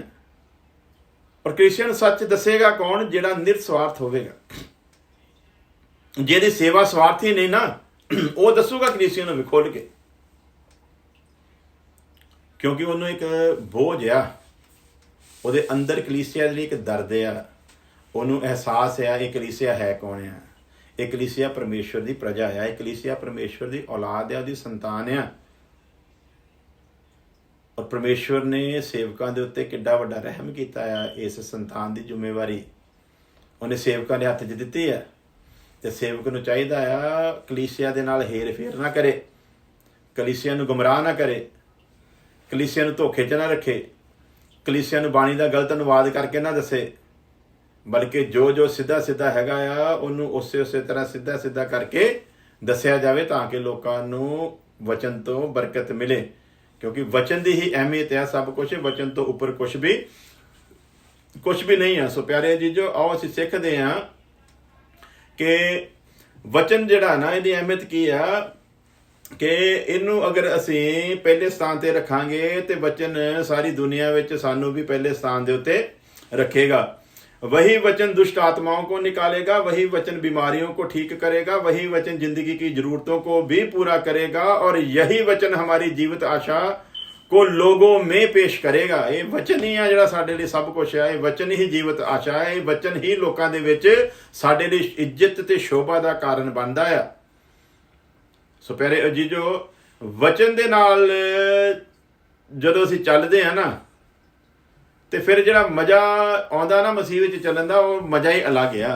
ਫਿਰ ਉਹਦੇ ਵਰਗੀ ਆਸ਼ੀਸ਼ ਜਿਹੜੀ ਨਾ, ਮੇਰਾ ਆਪਣਾ ਤਜਰਬਾ ਆ, ਖੁਦਾ ਨੇ ਬਹੁਤ ਬਹੁਤ ਮੌਜਜ਼ੇ ਕੀਤੇ ਆ ਮੇਰੀ ਜ਼ਿੰਦਗੀ ਦੇ ਵਿੱਚ ਔਰ ਮੇਰੀ ਅੱਖਾਂ ਦੇ ਵਿੱਚ ਬੜੇ ਬੜੇ ਮੌਜਜ਼ੇ ਕੀਤੇ ਆ ਖੁਦਾ ਨੇ। ਲੇਕਿਨ ਉਹਨਾਂ ਸਾਰੇ ਮੌਜਜ਼ਿਆਂ ਤੋਂ ਵੱਧ ਮਜ਼ਾ ਸਾਨੂੰ ਕਦੋਂ ਆਉਂਦਾ ਆ? ਜਦੋਂ ਕੋਈ ਵਚਨ ਸੁਣ ਕੇ ਟੁੱਟਦਾ ਆ। ਪਹਿਲਿਆਂ ਸਮਿਆਂ ਦੇ ਵਿੱਚ ਜਦੋਂ ਅਸੀਂ ਵੀ ਵਚਨ ਨੂੰ ਪਿੱਛੇ ਤੇ ਇਹਨਾਂ ਮੌਜਜ਼ੇ ਕਰਾਮਾਤਾਂ ਨੂੰ ਅੱਗੇ ਰੱਖਿਆ ਹੋਇਆ ਸੀਗਾ, ਅਸੀਂ ਵੀ ਲੋਕਾਂ ਦੇ ਨਾਲ ਸ਼ੇਅਰ ਨਹੀਂ ਕਰਦੇ। ਦਿਆਲਪੁਰ ਚਰਚ ਦੇ ਵਿੱਚ ਜਿੱਥੇ ਸਾਨੂੰ ਦੋ ਭਰਾਵਾਂ ਨੂੰ ਖੁਦਾ ਨੇ ਸੇਵਾ ਦਿੱਤੀ ਸੀ, ਔਰ ਉੱਥੋਂ ਉਸ ਚਰਚ ਵਿੱਚੋਂ ਬਹੁਤ ਸਾਰੇ ਸੇਵਕ ਤਿਆਰ ਹੋ ਕੇ ਅੱਜ ਸੰਸਾਰ ਭਰ ਦੇ ਵਿੱਚ ਸੇਵਾ ਕਰ ਰਹੇ ਆ। ਉਸ ਚਰਚ ਦੇ ਵਿੱਚ ਕਲੀਸਿਆ ਦੀਆਂ ਦੁਆਵਾਂ ਦਾ ਸਦਕੇ ਅਸੀਂ ਕਦੀ ਇਹ ਵੀ ਨਹੀਂ ਕਿਹਾ ਵੀ ਪਾਸਟਰਾਂ ਨੇ ਜਾਂ ਕਿਹੜੇ ਪਾਸਟਰ ਨੇ ਦੁਆ ਕੀਤੀ ਸੀ। ਅਸੀਂ ਉੱਥੇ ਗਵਾਹੀ ਵੀ ਦਿੰਦੇ ਆ ਤੇ ਇਹ ਦਿੰਦੇ ਆ ਕਿ ਕਲੀਸਿਆ ਦੀ ਦੁਆਵਾਂ ਦਾ ਸਦਕੇ ਉਸ ਚਰਚ ਦੇ ਵਿੱਚ 6 ਮਰੇ ਹੋਏ ਲੋਕ ਜਿਉਂਦਾ ਹੋਏ ਆ, ਜਿਹੜੇ ਅੱਜ ਵੀ ਜਿਉਂਦੇ ਨੇ। ਔਰ ਆ ਜਿਹੜੀਆਂ ਵੱਡੀਆਂ ਵੱਡੀਆਂ ਤੁਸੀਂ ਮਿਨਿਸਟਰੀਆਂ ਦੇਖਣ ਦੇ ਹੋ ਨਾ, ਜਿਹਨਾਂ ਦਾ ਅੱਜ ਰੌਲਾ ਪਿਆ ਹੋਇਆ, ਉੱਥੇ ਅਜੇ ਇਦਾਂ ਦਾ ਮੌਜਾ ਇੱਕ ਹੋਇਆ ਸੀ ਤਾਂ ਮੀਡੀਆ ਨੇ ਫੜ ਲਿਆ ਸੀ ਵੀ ਝੂਠਾ ਆ। ਲੇਕਿਨ ਉੱਥੇ ਜਿਹੜੇ ਮੌਜ ਜੋ ਹੈ ਉਹ ਝੂਠੇ ਨਹੀਂ। ਖੁਸਰਾ ਪੈਦਾ ਹੁੰਦਾ ਆ, ਰਾਤ ਨੂੰ ਸੰਗਤ ਦੁਆ ਕਰਦੀ ਆ, ਸਵੇਰੇ ਜਦੋਂ ਦੇਖਿਆ ਜਾਂਦਾ ਆ ਤੇ ਉਹ ਖੁਸਰਾ ਜਿਹੜਾ ਪੈਦਾ ਹੋਇਆ ਸੀ ਸਵੇਰੇ ਮੁੰਡਾ ਬਣਿਆ ਹੋਇਆ ਆ। ਸੋ ਐਸੇ ਮੌਜਜ਼ੇ ਆ ਜਿਹੜੇ ਤੁਹਾਨੂੰ ਦਸੀਏ ਤੇ ਤੁਸੀਂ ਹੈਰਾਨ ਹੋਵੋਗੇ, ਪਰ ਅਸੀਂ ਕਦੀ ਵੀ ਇਹਨਾਂ ਮੌਜਜ਼ਿਆਂ ਨੂੰ ਮੋਹਰੇ ਰੱਖ ਕੇ ਤੇ ਵਚਨ ਨੂੰ ਪਿੱਛੇ ਨਹੀਂ ਲੈ ਕੇ ਗਏ। ਕਿਉਂ? ਉਹਦੀਆਂ ਵਜ੍ਹਾ ਆ, ਉਹਦੇ ਕਾਰਨ ਆ। ਅਗਰ ਵਚਨ ਨੂੰ ਪਹਿਲੇ ਸਥਾਨ ਤੇ ਰੱਖਾਂਗੇ ਤੇ ਪ੍ਰਭੂ ਦੀ ਨਜ਼ਰ ਦੇ ਵਿੱਚ ਅਸੀਂ ਪਹਿਲੇ ਸਥਾਨ ਦੇ ਉੱਤੇ ਬਣਾਂਗੇ। ਹਾਲੇਲੂਇਆ। ਕਈ ਕਹਿੰਦੇ ਤੁਹਾਡੇ ਕੋਲ ਹੁੰਦਾ ਨਹੀਂ ਜੇ ਹੋਣਾ, ਤਾਂ ਤੁਸੀਂ ਇਹ ਜਿਹੜੀਆਂ ਹੀਲਿੰਗ ਮਿਨਿਸਟਰੀਆਂ ਨਾ ਇਹਨਾਂ ਦੇ ਖਿਲਾਫ ਬੋਲਦੇ ਹੋ ਤੇ ਅਸੀਂ ਫਿਰ ਚੁੱਪ ਕਰ ਜੀਦਾ ਵੀ ਛੱਡੋ, ਉੱਥੇ ਵੀ ਸਾਡਾ ਕਿਤੇ ਘਮੰਡ ਨਾ ਮੋਰੇ ਆ ਜਾਵੇ। ਪਿਆਰਿਓ, ਜੋ ਕੰਮ ਜੋ ਸਾਡੀਆਂ ਅੱਖਾਂ ਦੇ ਸਾਹਮਣੇ ਖੁਦਾ ਨੇ ਕੀਤੇ ਨਾ, ਤੁਹਾਡੇ ਨਾਲ ਸ਼ੇਅਰ ਕਰੀਏ ਤੇ ਤੁਸੀਂ ਮੂੰਹ ਅੱਡ ਕੇ ਬਹਿ ਜਾਓ, ਅੱਛਾ ਖੁਦਾ ਅੱਜ ਇਦਾਂ ਵੀ ਕਰਦਾ ਹੈ। ਲੇਕਿਨ ਅਸੀਂ ਫਿਰ ਵੀ ਇਹਨਾਂ ਚੀਜ਼ਾਂ ਨੂੰ ਕਦੇ ਲੈ ਕੇ ਨਹੀਂ ਗਏ। ਅੱਜ ਵੀ ਬੜੇ ਬੜੇ ਮੌਜੂਦ ਹੁੰਦੇ, ਪ੍ਰਚਾਰ ਦੇ ਨਾਲ ਹੀ ਹੁੰਦੇ ਆ। ਲੋਕੀ ਪ੍ਰਚਾਰ ਸੁਣਦੇ ਚੰਗੇ ਹੁੰਦੇ, ਸਾਨੂੰ ਬਾਅਦ ਚ ਫੋਨ ਤੇ ਦੱਸਦੇ ਆ। ਅਸੀਂ ਕਦੀ ਨਹੀਂ ਕਿਹਾ ਵੀ ਇਹਨੂੰ ਹਾਈਲਾਈਟ ਕਰੋ ਜੀ ਤੁਸੀਂ। ਉਹਨਾਂ ਕਹਿੰਦਾ ਗਲੋਰੀ ਟੂ ਗੋਡ, ਸਾਰੀ ਮਹਿਮਾ ਖੁਦਾ ਨੂੰ ਮਿਲੇ, ਖੁਦਾ ਹੀ ਕਰਨ ਵਾਲਾ ਆ। ਪਿਛਲੇ ਦਿਨਾਂ ਵਿੱਚ ਆਸਟ੍ਰੇਲੀਆ ਤੋਂ ਇੱਕ ਲੜਕੀ ਸੀਗੀ, ਉਹਨੂੰ ਹਾਰਟ ਅਟੈਕ ਹੋਇਆ ਸੀਗਾ ਤੇ ਕਹਿੰਦੇ ਸੀ ਬਸ ਜੀ ਕੋਈ ਚਾਂਸ ਨਹੀਂਗਾ। ਖੁਦਾ ਨੇ ਉਹਨੂੰ ਪੂਰੀ ਤਰ੍ਹਾਂ ਤੰਦਰੁਸਤ ਕਰਕੇ 2 ਦਿਨਾਂ ਦੇ ਵਿੱਚ ਹਸਪੀਟਲ ਤੋਂ ਬਾਹਰ ਲੈ ਕੇ ਆਂਦਾ। ਸੋ ਇਹ ਸਭ ਕੁਝ ਹੁੰਦਾ, ਲੇਕਿਨ ਸਾਡੇ ਲਈ ਇਹ ਚੀਜ਼ਾਂ ਕੋਈ ਅਹਿਮੀਅਤ ਨਹੀਂ ਰੱਖਦੀਆਂ। ਸਾਡੇ ਲਈ ਅਹਿਮੀਅਤ ਰੱਖਦਾ ਆ ਵੀ ਜਿਹੜੀ ਹਾਰਟ ਅਟੈਕ ਤੋਂ ਠੀਕ ਹੋਈ ਆ, ਹੁਣ ਪ੍ਰਭੂ ਦੇ ਵਿੱਚ ਚੱਲ ਰਹੀ ਆ ਕਿ ਨਹੀਂ। ਅਗਰ ਪ੍ਰਭੂ ਨੇ ਉਹਨੂੰ ਹਾਰਟ ਅਟੈਕ ਤੋਂ ਜੀਵਨ ਦਿੱਤਾ ਆ ਤੇ ਉਹ ਪ੍ਰਭੂ ਦੇ ਨਾਲ ਕਿੱਦਾਂ ਖੜੀ ਆ?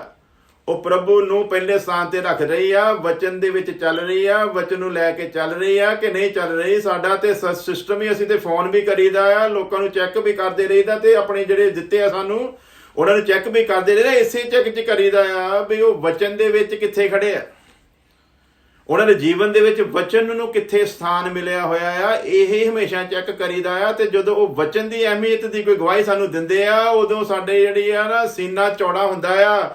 ਖੁਦਾ ਤੇਰਾ ਸ਼ੁਕਰ ਆ, ਤੇਰੇ ਵਚਨ 'ਚ ਜਿਵੇਂ ਲਿਖਿਆ ਕਿ ਤੂੰ ਆਪਣਾ ਵਚਨ ਭੇਜ ਕੇ ਸਾਰੇ ਕੰਮ ਕਰਦਾ ਆ। ਸੱਚਮੁੱਚ ਸਾਨੂੰ ਯਕੀਨ ਹੈ ਇਸ ਗੱਲ ਦਾ, ਜਦੋਂ ਤੇਰੇ ਵਚਨ ਨੂੰ ਅੱਗੇ ਰੱਖਾਂਗੇ, ਤੇਰਾ ਵਚਨ ਸਭ ਕੁਝ ਕਰਨ ਦੀ ਕੁਦਰਤ ਰੱਖਦਾ ਆ। ਜਿਹੜਾ ਵਚਨ ਅਗਰ ਹੱਡੀਆਂ ਤੇ ਕੀਤਾ ਗਿਆ, ਹੱਡੀਆਂ ਨਾਲ ਜੁੜ ਗਈਆਂ, ਉਹਨਾਂ ਉੱਤੇ ਮਾਸ ਆ ਗਿਆ, ਨਸਾਂ ਆ ਗਈਆਂ, ਸਭ ਕੁਝ ਦੇਖਦੇ ਆ ਤੇ ਇੱਕ ਸੈਨਾ ਬਣ ਕੇ ਖੜੀ ਹੋ ਗਈ। ਅਸੀਂ ਕਿਹੜੇ ਮੌਜਜ਼ਾਂ ਦੇ ਚੱਕਰਾਂ 'ਚ ਪਏ ਹੋਏ ਆ ਜੇ? ਨਵੇਂ ਜਨਮ 'ਚ ਮੌਜਜ਼ੇ ਹੋਏ ਕਿਹੜੇ? ਅਗਰ ਪੁਰਾਣੇ ਮੌਜਜ਼ਾਂ ਦੇ ਨਾਲ ਤੁਸੀਂ ਤੁਲਨਾ ਕਰੋ ਤੇ ਨਵੇਂ ਮੌਜਜ਼ੇ ਤੇ ਕੁਛ ਵੀ ਨਹੀਂ ਗੇ। ਤੇ ਫਿਰ ਅਸੀਂ ਇਹਨਾਂ ਮੌਜਜ਼ਾਂ ਉੱਤੇ ਕਲੀਸਿਆ ਨੂੰ ਕੱਲ ਹੀ ਖੜਾ ਕਰ ਦਿੱਤਾ। ਨਵੇਂ ਜਨਮ ਦੇ ਵਿੱਚ ਦੱਸੋ ਸਮੁੰਦਰ ਕਿਹਨੇ 2 ਹਿੱਸੇ ਕੀਤਾ? ਅਸੀਂ ਮੌਜਜ਼ਾਂ ਦੀ ਗੱਲ ਕਰਦੇ ਨਹੀਂ। ਹੁਣ ਤੇ ਮੌਜਜ਼ਾਂ ਦਾ ਜ਼ਮਾਨਾ ਜੀ, ਹੁਣ ਤੇ ਕਰਾਮਾਤਾਂ ਦਾ ਜ਼ਮਾਨਾ ਹੈ। ਹੁਣ ਤੇ ਪਰਮੇਸ਼ਰ ਨੇ ਆਹ ਦੀਆਂ ਕਰਾਮਾਤਾਂ ਦੇ ਸਾਨੂੰ ਵਰਦਾਨ ਦਿੱਤੇ ਆ ਜੀ। ਵਰਦਾਨ ਕਿਹਕੋ ਆ ਜੇ ਜਿਹੜਾ ਸਮੁੰਦਰ ਨੂੰ 2 ਹਿੱਸੇ ਕਰਕੇ ਦਿਖਾਵੇ ਕੋਈ? ਕਿਹਦੇ ਕੋਲ ਵਰਦਾਨ ਹੈ ਜਿਹੜਾ ਕਵੇ ਹੈ ਆਕਾਸ਼ ਬੰਦ ਹੋ ਜਾ, ਜਿੰਨੀ ਦੇਰ ਤੱਕ ਮੈਂ ਨਾ ਕਵਾਂ ਬੂੰਦ ਜ਼ਮੀਨ ਦੇ ਉੱਤੇ ਡਿੱਗਣੀ ਨਹੀਂ ਚਾਹੀਦੀ, ਬਾਰਿਸ਼ ਵੀ ਨਹੀਂ ਹੋਣੀ ਚਾਹੀਦੀ, ਔਂਸ ਦੀ ਵੀ ਇੱਕ ਬੂੰਦ ਨਹੀਂ ਪੈਣੀ ਚਾਹੀਦੀ। ਅੱਜ ਕਰੇ ਕੋਈ? ਆ ਕਰੋਨਾ ਵਾਇਰਸ ਆ, ਇਹ ਤੇ ਹੋਇਆ ਨਾ ਠੀਕ ਤੁਹਾਡੇ ਕੋਲ। ਵਜ੍ਹਾ ਕਿਉਂਕਿ ਵਚਨ ਨੂੰ ਬਹੁਤ ਪਿੱਛੇ ਰੱਖਿਆ ਆ। ਅੱਜ ਡਾਂਟੋ ਨਾ ਉਹਨਾਂ ਵਾਂਗੂ, ਔਰ ਅਸੀਂ ਮੌਜੂਦਾਂ ਨੂੰ ਅੱਗੇ ਰੱਖ ਕੇ ਟੱਪਦੇ ਫਿਰਦੇ ਆ, ਪਤਾ ਨਹੀਂ ਕੀ ਆ ਉਹ। ਫਿਰ ਅੱਜ ਕੱਲ੍ਹ ਤੇ ਗਵਾਹੀਆਂ ਦਾ ਵੀ ਸਿਸਟਮ ਵੱਖਰਾ ਹੀ, ਆਪ ਪਾਦਰੀ ਲਿਖ ਕੇ ਰੱਖਦੇ ਗਵਾਹੀਆਂ। ਤੂੰ ਨਹੀਂ ਕਹਿੰਦੇ ਦੇਣੀ, ਲਿਖਦੇ ਆ, ਰਿਕਾਰਡਿੰਗਾਂ ਕਰਦੇ ਆ, ਫਿਰ ਉਹਦੀ ਕਟਿੰਗ ਕਰਦੇ ਆ, ਉਹ 'ਚ ਕਰੈਕਸ਼ਨ ਕਰਦੇ ਆ। ਮਤਲਬ ਕਿਤੇ ਨਾ ਕਿਤੇ ਸਾਨੂੰ ਇੱਜ਼ਤ ਮਿਲ ਜਾਵੇ, ਵਚਨ ਨੂੰ ਇੱਜ਼ਤ ਨਾ ਮਿਲੇ ਜਿਹਦੇ ਦੁਆਰਾ ਹੋਇਆ ਆ। ਪਿਆਰਿਓ, ਜਦੋਂ ਵਚਨ ਨੂੰ ਪਿੱਛੇ ਪਾਓਗੇ ਪਰਮੇਸ਼ਵਰ ਵੀ ਤੁਹਾਨੂੰ ਪਿੱਛੇ ਪਾਊਗਾ। ਜਦੋਂ ਵਚਨ ਨੂੰ ਪਿੱਛੇ ਰੱਖੋਗੇ ਫਿਰ ਪਰਮੇਸ਼ਵਰ ਤੁਹਾਨੂੰ ਵੀ ਪਿੱਛੇ ਰੱਖੇਗਾ। ਲਿਖ ਲਿਖ ਕੇ ਪਾਦਰੀ ਆਪ ਗਵਾਈਆਂ। ਯਿਸੂ ਮਸੀਹ ਕਹਿੰਦਾ ਜਾ, ਤੇਰੇ ਨਾਲ ਜਿਹੜੇ ਕੰਮ ਹੋਏ ਨਾ, ਤੂੰ ਆਪਣੇ ਲੋਕਾਂ ਦੇ ਵਿੱਚ ਜਾ, ਆਪਣੇ ਖਾਨਦਾਨ 'ਚ ਜਾ ਤੇ ਪ੍ਰਭੂ ਦੇ ਨਾਲ ਵੱਡੇ ਕੰਮਾਂ ਦਾ ਜ਼ਿਕਰ ਕਰ। ਉਹਨੂੰ ਕਿਹਾ ਆ, ਇਹ ਕਹਿੰਦੇ ਨਹੀਂ ਤੂੰ ਆਪਣੀ ਗਵਾਹੀ ਸਾਨੂੰ ਲਿਖ ਕੇ ਦੇ। ਅਸੀਂ ਲਿਖ ਕੇ ਫਿਰ ਉੱਥੇ ਪੜ੍ਹਦੇ ਆ, ਹਾਂਜੀ ये बहन मेरे पास आई थी, इतनी डेट को आई थी, हाँ जी आई थी, इतने बजे आई थी, हाँ जी इतने बजे, आपके साथ ये समस्या थी, हाँ जी ये समस्या थी, मैंने प्रार्थना की थी, हाँ जी की थी, फिर मेरी प्रार्थना के बाद क्या हुआ जी? यीशु मसीह दा नाम ही किते नहीं। गवाही इदां दिंदे आ जिद्दां भापे वाला काम उन्होंने आप ही कीता है। उस प्यो की अहमियत विचों निकल जाती है। क्यों? वचन नूं बहुत पिछे रखिया है। वचन बेअदब हो रहा है, वचन की अहमियत नूं घटा दिता गया है। काश किते इहदी अहमियत नूं अगे लै आओ। इदां इदां दे मौजजे होणगे जिन्हां दी कल्पना नहीं कर सकते। इदां इदां दी करामातां होणगीਆਂ ਜਿਹੜੀਆਂ सुपने 'ਚ भी सोचियां नहीं होणगीਆਂ। पर इनू रखो ना अगे, ਇਹ ਤਾਂ ਅੱਗੇ ਰੱਖਿਆ ਨਹੀਂ ਜਾਂਦਾ। ਮੈਨੂੰ ਪਤਾ ਹੈ ਜਦੋਂ ਕੈਪਟਨ ਸਾਹਿਬ खुदा दे दास ਜਿਹੜੇ ਹੁਣ खुदा दे हजूर पहुँच गए आ, खुदा दुआ कर रहे थे, खुदा दे रूह ने दसिया जा जाके तिब्बत का जिहड़ा मुखिया आ दलाई लामा ਉਹਦੇ ਨਾਲ ਗੱਲ कर ਤੇ ਉਹਨੂੰ ਜਾ ਕੇ ਦੱਸ ਵੀ ਤੂੰ ਲੋਕਾਂ ਨੂੰ ਧੋਖੇ 'ਚ ਰੱਖਿਆ ਆ ਤੇ ਤੈਨੂੰ ਵੀ ਨਿਜਾਤ ਪਾਉਣ ਦੀ ਜ਼ਰੂਰਤ ਆ। ਤੇਰੀ ਆਪ ਤੇ ਹੋਈ ਨਹੀਂ ਤੇ ਲੋਕਾਂ ਨੂੰ ਤੂੰ ਕੀ ਨਿਜਾਤ ਦਾ ਪੈਗਾਮ ਦੇਣਾ ਆ। खुदा ਦੇ ਆਤਮਾ ਦੇ ਪ੍ਰੇਰੇ ਹੋਏ ਉਹ ਉਹਨਾਂ ਦੇ ਕੋਲ ਗਏ ਆ, ਉਹਨਾਂ ਦੇ ਪੈਰੋਕਾਰ ਉਹਨਾਂ ਨੂੰ ਮਿਲਣ ਨਹੀਂ ਦਿੰਦੇ। ਕਹਿੰਦੇ ਦलाई ਲਾਮਾ ਨੂੰ ਬਿਨਾਂ ਅਪਾਇੰਟਮੈਂਟ ਤੋਂ ਮਿਲਿਆ ਨਹੀਂ ਜਾ ਸਕਦਾ। ਉਹ ਕਹਿੰਦਾ ਦलाई ਲਾਮਾ ਨੂੰ ਦੱਸ ਦੇ ਮੇਰੀ ਅਪਾਇੰਟਮੈਂਟ ਮੇਰੇ खुदा ने बना के भेजी आ ਤੇ मैं ਉਹਨੂੰ ਮਿਲਣ ਆਇਆ ਤੇ ਮਿਲ ਕੇ ਜਾਣਾ ਆ। ਆਖਿਰਕਾਰ खुदा ਦੇ ਵੱਲੋਂ ਗਏ ਸੀਗੇ ਤੇ ਫਿਰ ਮੁਲਾਕਾਤ ਉਹਨੂੰ ਕਰਨੀ ਪਈ। ਕਹਿੰਦੇ ਅਸੀਂ ਕਿੱਦਾਂ ਮੰਨੀਏ? ਦलाई ਲਾਮਾ ਪੁੱਛਦਾ ਅਸੀਂ ਕਿੱਦਾਂ ਮੰਨ ਲਈਏ ਕਿ ਤੂੰ खुदा ਵੱਲੋਂ ਭੇਜਿਆ ਆ? ਅੱਜ ਕੱਲ੍ਹ ਕਿੱਥੇ खुदा ਕਿਸੇ ਨੇ ਇਦਾਂ ਗੱਲਾਂ ਕਰਦਾ ਜਿੱਦਾਂ ਤੂੰ ਦੱਸਣਿਆ, ਸਾਨੂੰ ਤਾਂ ਕੋਈ ਬੰਦਾ ਹੀ ਪਾਗਲ ਲੱਗਦਾ ਪਿਆ ਆ। ਉਹ ਕਹਿੰਦੇ ਹਾਂਜੀ खुदा ਦੇ ਦਾਸ ਪਾਗਲ ਜਿਹੇ ਲੱਗਦੇ ਹੁੰਦੇ ਆ। ਜਿਹੜੇ ਅਸਲ खुदा ਦੇ ਦਾਸ ਆ ਪਾਗਲ ਜਿਹੇ ਲਾਓ, ਹੀਰੋ ਬਣ ਕੇ ਨਹੀਂ ਰਹਿੰਦੇ। ਉਹ ਹੀਰੋਆਂ ਦੇ ਭੇਸ ਵਿੱਚ ਨਹੀਂ ਰਹਿੰਦੇ। ਉਹ ਆਲੇ ਦੁਆਲੇ ਬੌਂਸਰਾਂ ਨੂੰ ਨਹੀਂ ਰੱਖਦੇ, ਬਾਡੀਗਾਰਡ ਨਹੀਂ ਰੱਖਦੇ। ਉਹ ਇਦਾਂ ਝੱਲੇ ਜਿਹੇ ਹੁੰਦੇ ਆ। ਉਹ ਜਿਆਦੀਆਂ ਪਰਸਨੈਲਿਟੀਆਂ ਪਸੂੜੇ ਉਹ ਇਦਾਂ ਦੇ ਹੁੰਦੇ ਆ, ਝੱਲੇ ਜਿਹੇ ਲੱਗਦੇ ਹੁੰਦੇ ਦੇਖਣ ਨੂੰ। ਪਰ ਜਦੋਂ खुदा ਇਸਤੇਮਾਲ ਕਰਦਾ ਨਾ ਤੇ ਪਤਾ ਉਦੋਂ ਲੱਗਦਾ ਆ। ਕਹਿੰਦੇ ਦੱਸ ਅਸੀਂ ਕਿੱਦਾਂ ਯਕੀਨ ਕਰੀਏ? ਕਹਿੰਦਾ ਦੱਸੋ ਤੁਸੀਂ ਯਕੀਨ ਕਰਨਾ ਕਿੱਦਾਂ ਚਾਹੁੰਦੇ ਹੋ? ਉਹਨਾਂ ਦਾ ਇੱਕ ਚੇਲਾ ਮਰਿਆ ਸੀ ਉਸ ਦਿਨ, ਉਹਦੀ ਬੋਡੀ ਲਿਆ ਕੇ ਉਹਦੇ ਮੋਹਰੇ ਰੱਖਤੀ। ਕਹਿੰਦੇ ਜੇ खुदा ਉਹਨੇ ਭੇਜਿਆ ਹੈ ਤੇ ਕਹਿ ਫਿਰ ਆਪਣੇ खुदा ਨੇ ਇਹਨੂੰ ਚੰਗਾ ਕਰ ਦਿਓ। ਕਹਿੰਦਾ ਮੁਰਦੇ ਨੂੰ ਚੱਕੋ ਮੋਹਰਿਓ। ਮੇਰੇ खुदा ਜਿਹਨੂੰ ਮੈਂ ਮੰਨਦਾ, ਜਿਹੜਾ ਸਰਵ ਸ਼ਕਤੀਮਾਨ ਆ, ਜਿਹੜਾ ਸਭ ਕੁਝ ਸੰਭਾਲਣ ਦੀ ਕੁਦਰਤ ਰੱਖਦਾ, ਜਿਹਦੇ ਵਚਨ ਦੇ ਨਾਲ ਸਭ ਕੁਝ ਠਹਿਰਿਆ ਹੋਇਆ, ਜਿਹਦੇ ਹੁਕਮ ਦੇ ਨਾਲ ਸਭ ਕੁਝ ਹੋ ਸਕਦਾ ਆ। ਕਹਿੰਦਾ ਮੇਰੇ ਉਸ ਸਰਵ ਸ਼ਕਤੀਮਾਨ ਪਰਮੇਸ਼ਵਰ ਕੋ, ਮੇਰੇ ਬਾਪ ਕੋ ਤੁਸੀਂ ਆ ਛੋਟਾ ਜਿਹਾ ਕੰਮ ਕਰਾਉਣਾ ਚਾਹੁੰਦੇ ਆ? ਉਹਨਾਂ ਨੂੰ ਪੱਕਾ ਯਕੀਨ ਹੋਣ ਲੱਗ ਲੱਗਿਆ। ਕਹਿੰਦੇ ਬੰਦਾ ਵਾਕਿਆ ਦਿਮਾਗੀ ਤੌਰ ਦੇ ਉੱਤੇ ਹਿੱਲਿਆ ਹੋਇਆ, ਗੱਲਾਂ ਕਿੱਦਾਂ ਦੀਆਂ ਕਰਦਾ ਆ। ਕਹਿੰਦੇ ਨਹੀਂ ਜੀ ਤੁਸੀਂ ਬਸ ਇੰਨਾ ਕੀ ਕਹੋ, ਆਪਣੇ ਪ੍ਰਭੂ ਨੂੰ ਕਹੋ ਵੀ ਆਹ ਕੰਮ ਹੋ ਜਾਵੇ ਤੇ ਅਸੀਂ ਮੰਨ ਲਵਾਂਗੇ ਤੂੰ खुदा ਉਹਨੇ ਭੇਜਿਆ ਹੈ। ਉਹ ਕਹਿੰਦੇ ਚੱਲ ਓਏ ਉੱਠ, ਯਿਸੂ ਮਸੀਹ ਦੇ ਨਾਂ 'ਚ ਤੇ ਬਹਿ ਜਾ। ਤੇ ਮੁਰਦਾ ਜਿਹੜਾ ਪਿਆ ਸੀ ਉੱਠ ਕੇ ਬਹਿ ਗਿਆ। ਇਹਨੂੰ ਕਹਿੰਦੇ ਆ ਕਰਾਮਾਤਾਂ। ਜਦੋਂ ਪਿਆਰਿਓ ਇਸ ਵਚਨ ਨੂੰ ਰੱਖੋਗੇ ਨਾ ਮੋਹਰੇ ਤੇ ਫਿਰ ਗੈਰਤ ਹੁੰਦੀ ਆ। ਫਿਰ ਏਲੀਜਾ ਵਾਂਗੂ ਕਹਿ ਸਕਦੇ ਆ ਮੇਰੀ ਮਰਜ਼ੀ ਤੋਂ ਬਿਨਾਂ ਕੁਛ ਨਹੀਂ ਹੋਣਾ। ਫਿਰ ਯਹੋਸ਼ੂਆ ਵਾਂਗੂ ਕਹਿ ਸਕਦੇ ਆ ਸੂਰਜ ਆਪਣੀ ਥਾਂ ਤੇ ਰੁਕ ਜਾ ਤੇ ਚੰਦ ਵੀ ਤੂੰ ਵੀ ਆਪਣੀ ਜਗ੍ਹਾ ਦੇ ਉੱਤੇ ਰੁਕ ਜਾ। ਫਿਰ ਜੁਰਤ ਦੇ ਨਾਲ ਕੰਮ ਹੁੰਦੇ ਆ ਜਦੋਂ ਵਚਨ ਨੂੰ ਅੱਗੇ ਰੱਖਿਆ ਹੋਵੇ। ਕਿਉਂਕਿ ਫਿਰ ਕਰਨ ਵਾਲੇ ਤੁਸੀਂ ਨਹੀਂ, ਕਰਨ ਵਾਲਾ ਫਿਰ ਵਚਨ ਹੋਵੇਗਾ। ਅੱਜ ਤੁਸੀਂ ਕਰ ਰਹੇ ਹੋ। ਇਸ ਲਈ ਵਚਨ ਪਿੱਛੇ ਹੈ। ਜਿੱਦਣ ਵਚਨ ਨੂੰ ਅੱਗੇ ਲੈ ਕੇ ਆਂਦਾ ਉਦਣ ਕਰਾਮਾਤਾਂ ਦੀਆਂ ਤੇ ਬਾਰਿਸ਼ਾਂ ਹੋਣਗੀਆਂ, ਕਿਉਂਕਿ ਉਹ ਆਪ ਕਰਦਾ। ਲਿਖਿਆ ਵਚਨ ਭੇਜ ਕੇ। ਵਚਨ ਤੇ ਭੇਜੋ ਨਾ, ਜਿਹਨੇ ਭੇਜਿਆ ਉਹਨੂੰ ਦਿਓ ਤੇ ਸਹੀ। ਜਿਹਨੇ ਭੇਜਿਆ ਉਹਨੂੰ ਤੇ ਉਦਾਂ ਦਿੰਦੇ ਨੇਗੇ, ਉਹਨੂੰ ਤੇ ਪਿੱਛੇ ਰੱਖ ਦਿੱਤਾ ਆ। ਵਚਨ ਦਿਓ, ਲੋਕਾਂ ਦਾ ਈਮਾਨ ਇਸ ਵਚਨ ਦੇ ਉੱਤੇ ਲਿਆਓ। ਲਿਖਿਆ ਈਮਾਨ ਸੁਣਨ ਦੇ ਨਾਲ ਪੈਦਾ ਹੁੰਦਾ ਤੇ ਸੁਣਨਾ ਮਸੀਹ ਦੇ ਵਚਨ ਚੋਂ। ਇਸ ਵਚਨ ਦੀ ਅਹਿਮੀਅਤ ਜਦੋਂ ਪਤਾ ਲੱਗ ਜਾਊਗੀ ਨਾ, ਮਜ਼ਾ ਉਦੋਂ ਆਉਂਦਾ ਆ। ਕਹਿੰਦਾ ਜਾ ਬੋਲਦੇ ਹੱਡੀਆਂ ਦੇ ਉੱਤੇ। ਉਹ ਹੱਡੀਆਂ ਦੇ ਉੱਤੇ ਬੋਲਿਆ, ਹਰੇਕ ਹੱਡੀ ਆਪਣੀ ਹੱਡੀ ਨੂੰ ਲੱਭਣਾ ਸ਼ੁਰੂ ਹੋ ਗਈ। ਔਰ ਜਦੋਂ ਹਰੇਕ ਹੱਡੀ ਨੇ ਆਪਣੀ ਹੱਡੀ ਨੂੰ ਲੱਭ ਲਿਆ, ਇੱਕ ਇੱਕ ਜੋੜ ਦੇ ਨਾਲ ਮਿਲ ਗਿਆ, ਨਸਾਂ ਚੜ ਗਈਆਂ, ਮਾਸ ਚੜ ਗਿਆ, ਉਹ ਉੱਠ ਕੇ ਇੱਕ ਸੈਨਾ ਬਣ ਗਈ। ਅੱਜ ਹੁੰਦਾ ਇਹਦਾ। ਕਹਿੰਦਾ ਮੂਸਾ ਮੇਰੇ ਕਾਹਲੀ ਤਰਲੇ ਕਰਦਾ ਆ, ਤਾਕਤ ਤੇਰੇ ਮੈਂ ਹੱਥ 'ਚ ਦੇ ਦਿੱਤੀ ਆ। ਇਹ ਢਾਂਗਾ ਜਿਹੜਾ ਤੂੰ ਚਾੜਦਾ ਸੀ ਨਾ ਭੇਡਾਂ, ਇਹ ਹੁਣ ਤੇਰਾ ਢਾਂਗਾ ਨਹੀਂ, ਇਹ ਪਰਮੇਸ਼ਰ ਦਾ ਢਾਂਗਾ ਬਣ ਗਿਆ ਆ। ਇਹਨੂੰ ਹੁਣ ਆਪਣਾ ਢਾਂਗਾ ਭੇਡਾਂ ਚਾਰਨ ਵਾਲਾ ਨਾ ਸਮਝਿਆ ਕਰ। ਤੇਰੇ ਹੱਥ ਦੇ ਵਿੱਚ ਢਾਂਗਾ। ਕਹਿੰਦਾ ਕਰ ਸਮੁੰਦਰ ਤੇ ਲੰਮਾ, ਬਾਕੀ ਮੇਰਾ ਕੰਮ ਦੇਖ। ਤੇ ਅਸੀਂ ਕਹਿੰਦੇ ਪ੍ਰਭੂ ਜੀ ਇਹ ਪੋਸੀਬਲ ਹੈਗਾ ਆ? ਕਹਿੰਦਾ ਦੇਖ ਤੇ ਸਹੀ। ਮੂਸਾ ਨੇ ਢਾਂਗਾ ਜਦੋਂ ਕੀਤਾ ਨਾ ਸਮੁੰਦਰ ਦੇ ਉੱਤੇ ਲੰਮਾ, ਤੇ ਲਿਖਿਆ ਪਰਮੇਸ਼ਵਰ ਨੇ ਸਾਰੀ ਰਾਤ ਪੂਰੇ ਦੀ ਹਵਾ ਚਲਾਈ ਤੇ ਸਮੁੰਦਰ ਆਪਣੀ ਜਗ੍ਹਾ ਤੋਂ ਹਟਦਾ ਗਿਆ। ਮੌਜ ਜੇ ਤੇ ਉਦੋਂ ਹੁੰਦੇ ਸੀ, ਅੱਜ ਤੇ ਹੁੰਦਾ ਹੀ ਕੁਛ ਨਹੀਂ। ਤੇ ਅਸੀਂ ਕਿਹੜੀਆਂ ਕਰਾਮਾਤਾਂ ਨੂੰ ਲੈ ਕੇ ਚੱਲਣ ਡਏ ਆ? ਪਿਆਰਿਓ ਵਚਨ ਨੂੰ ਸਮਝੋ, ਕਿਉਂਕਿ ਇਹ ਅੰਤ ਦਾ ਦਿਨ ਆ। ਵਚਨ ਸਮਝਿਆ ਹੋਵੇਗਾ ਤੇ ਰੈਪਚਰ ਸਮਝ ਆਵੇਗਾ। ਵਚਨ ਸਮਝਿਆ ਹੋਵੇਗਾ, ਮਹਾਕਲੇਸ਼ ਦਾ ਪੀੜ ਸਮਝ ਆਵੇਗਾ। ਵਚਨ ਸਮਝਿਆ ਹੋਵੇਗਾ, ਕਿਹੜੀ ਗੱਲ ਕਿੱਥੇ ਕਿਹੜੇ ਸਮੇਂ ਦੇ ਲਈ ਲਿਖੀ ਆ ਉਹ ਸਮਝ ਆਵੇਗੀ। ਅੱਜ ਤੇ ਗੱਲਾਂ ਹੀ ਇਦਾਂ ਦੀਆਂ ਕਰਦੇ ਆ। ਮੈਂ ਤੁਹਾਨੂੰ ਇੱਕ ਵਚਨ ਪੜ੍ਹ ਕੇ ਸੁਣਾਉਣਾ ਆ ਤਾਂ ਕਿ ਤੁਹਾਨੂੰ ਸਮਝ ਆ ਜਾਵੇ। ਮੈਂ ਕਹਿਣਾ ਕੀ ਚਾਹੁੰਦਾ, ਮਲਾਕੀ ਦੀ ਕਿਤਾਬ ਦਾ 4 ਅਧਿਆਏ, ਓਲਡ ਟੈਸਟਮੈਂਟ ਦੇ ਵਿੱਚੋਂ ਮਲਾਕੀ ਦੀ ਕਿਤਾਬ ਉਹਦਾ 4 ਅਧਿਆਏ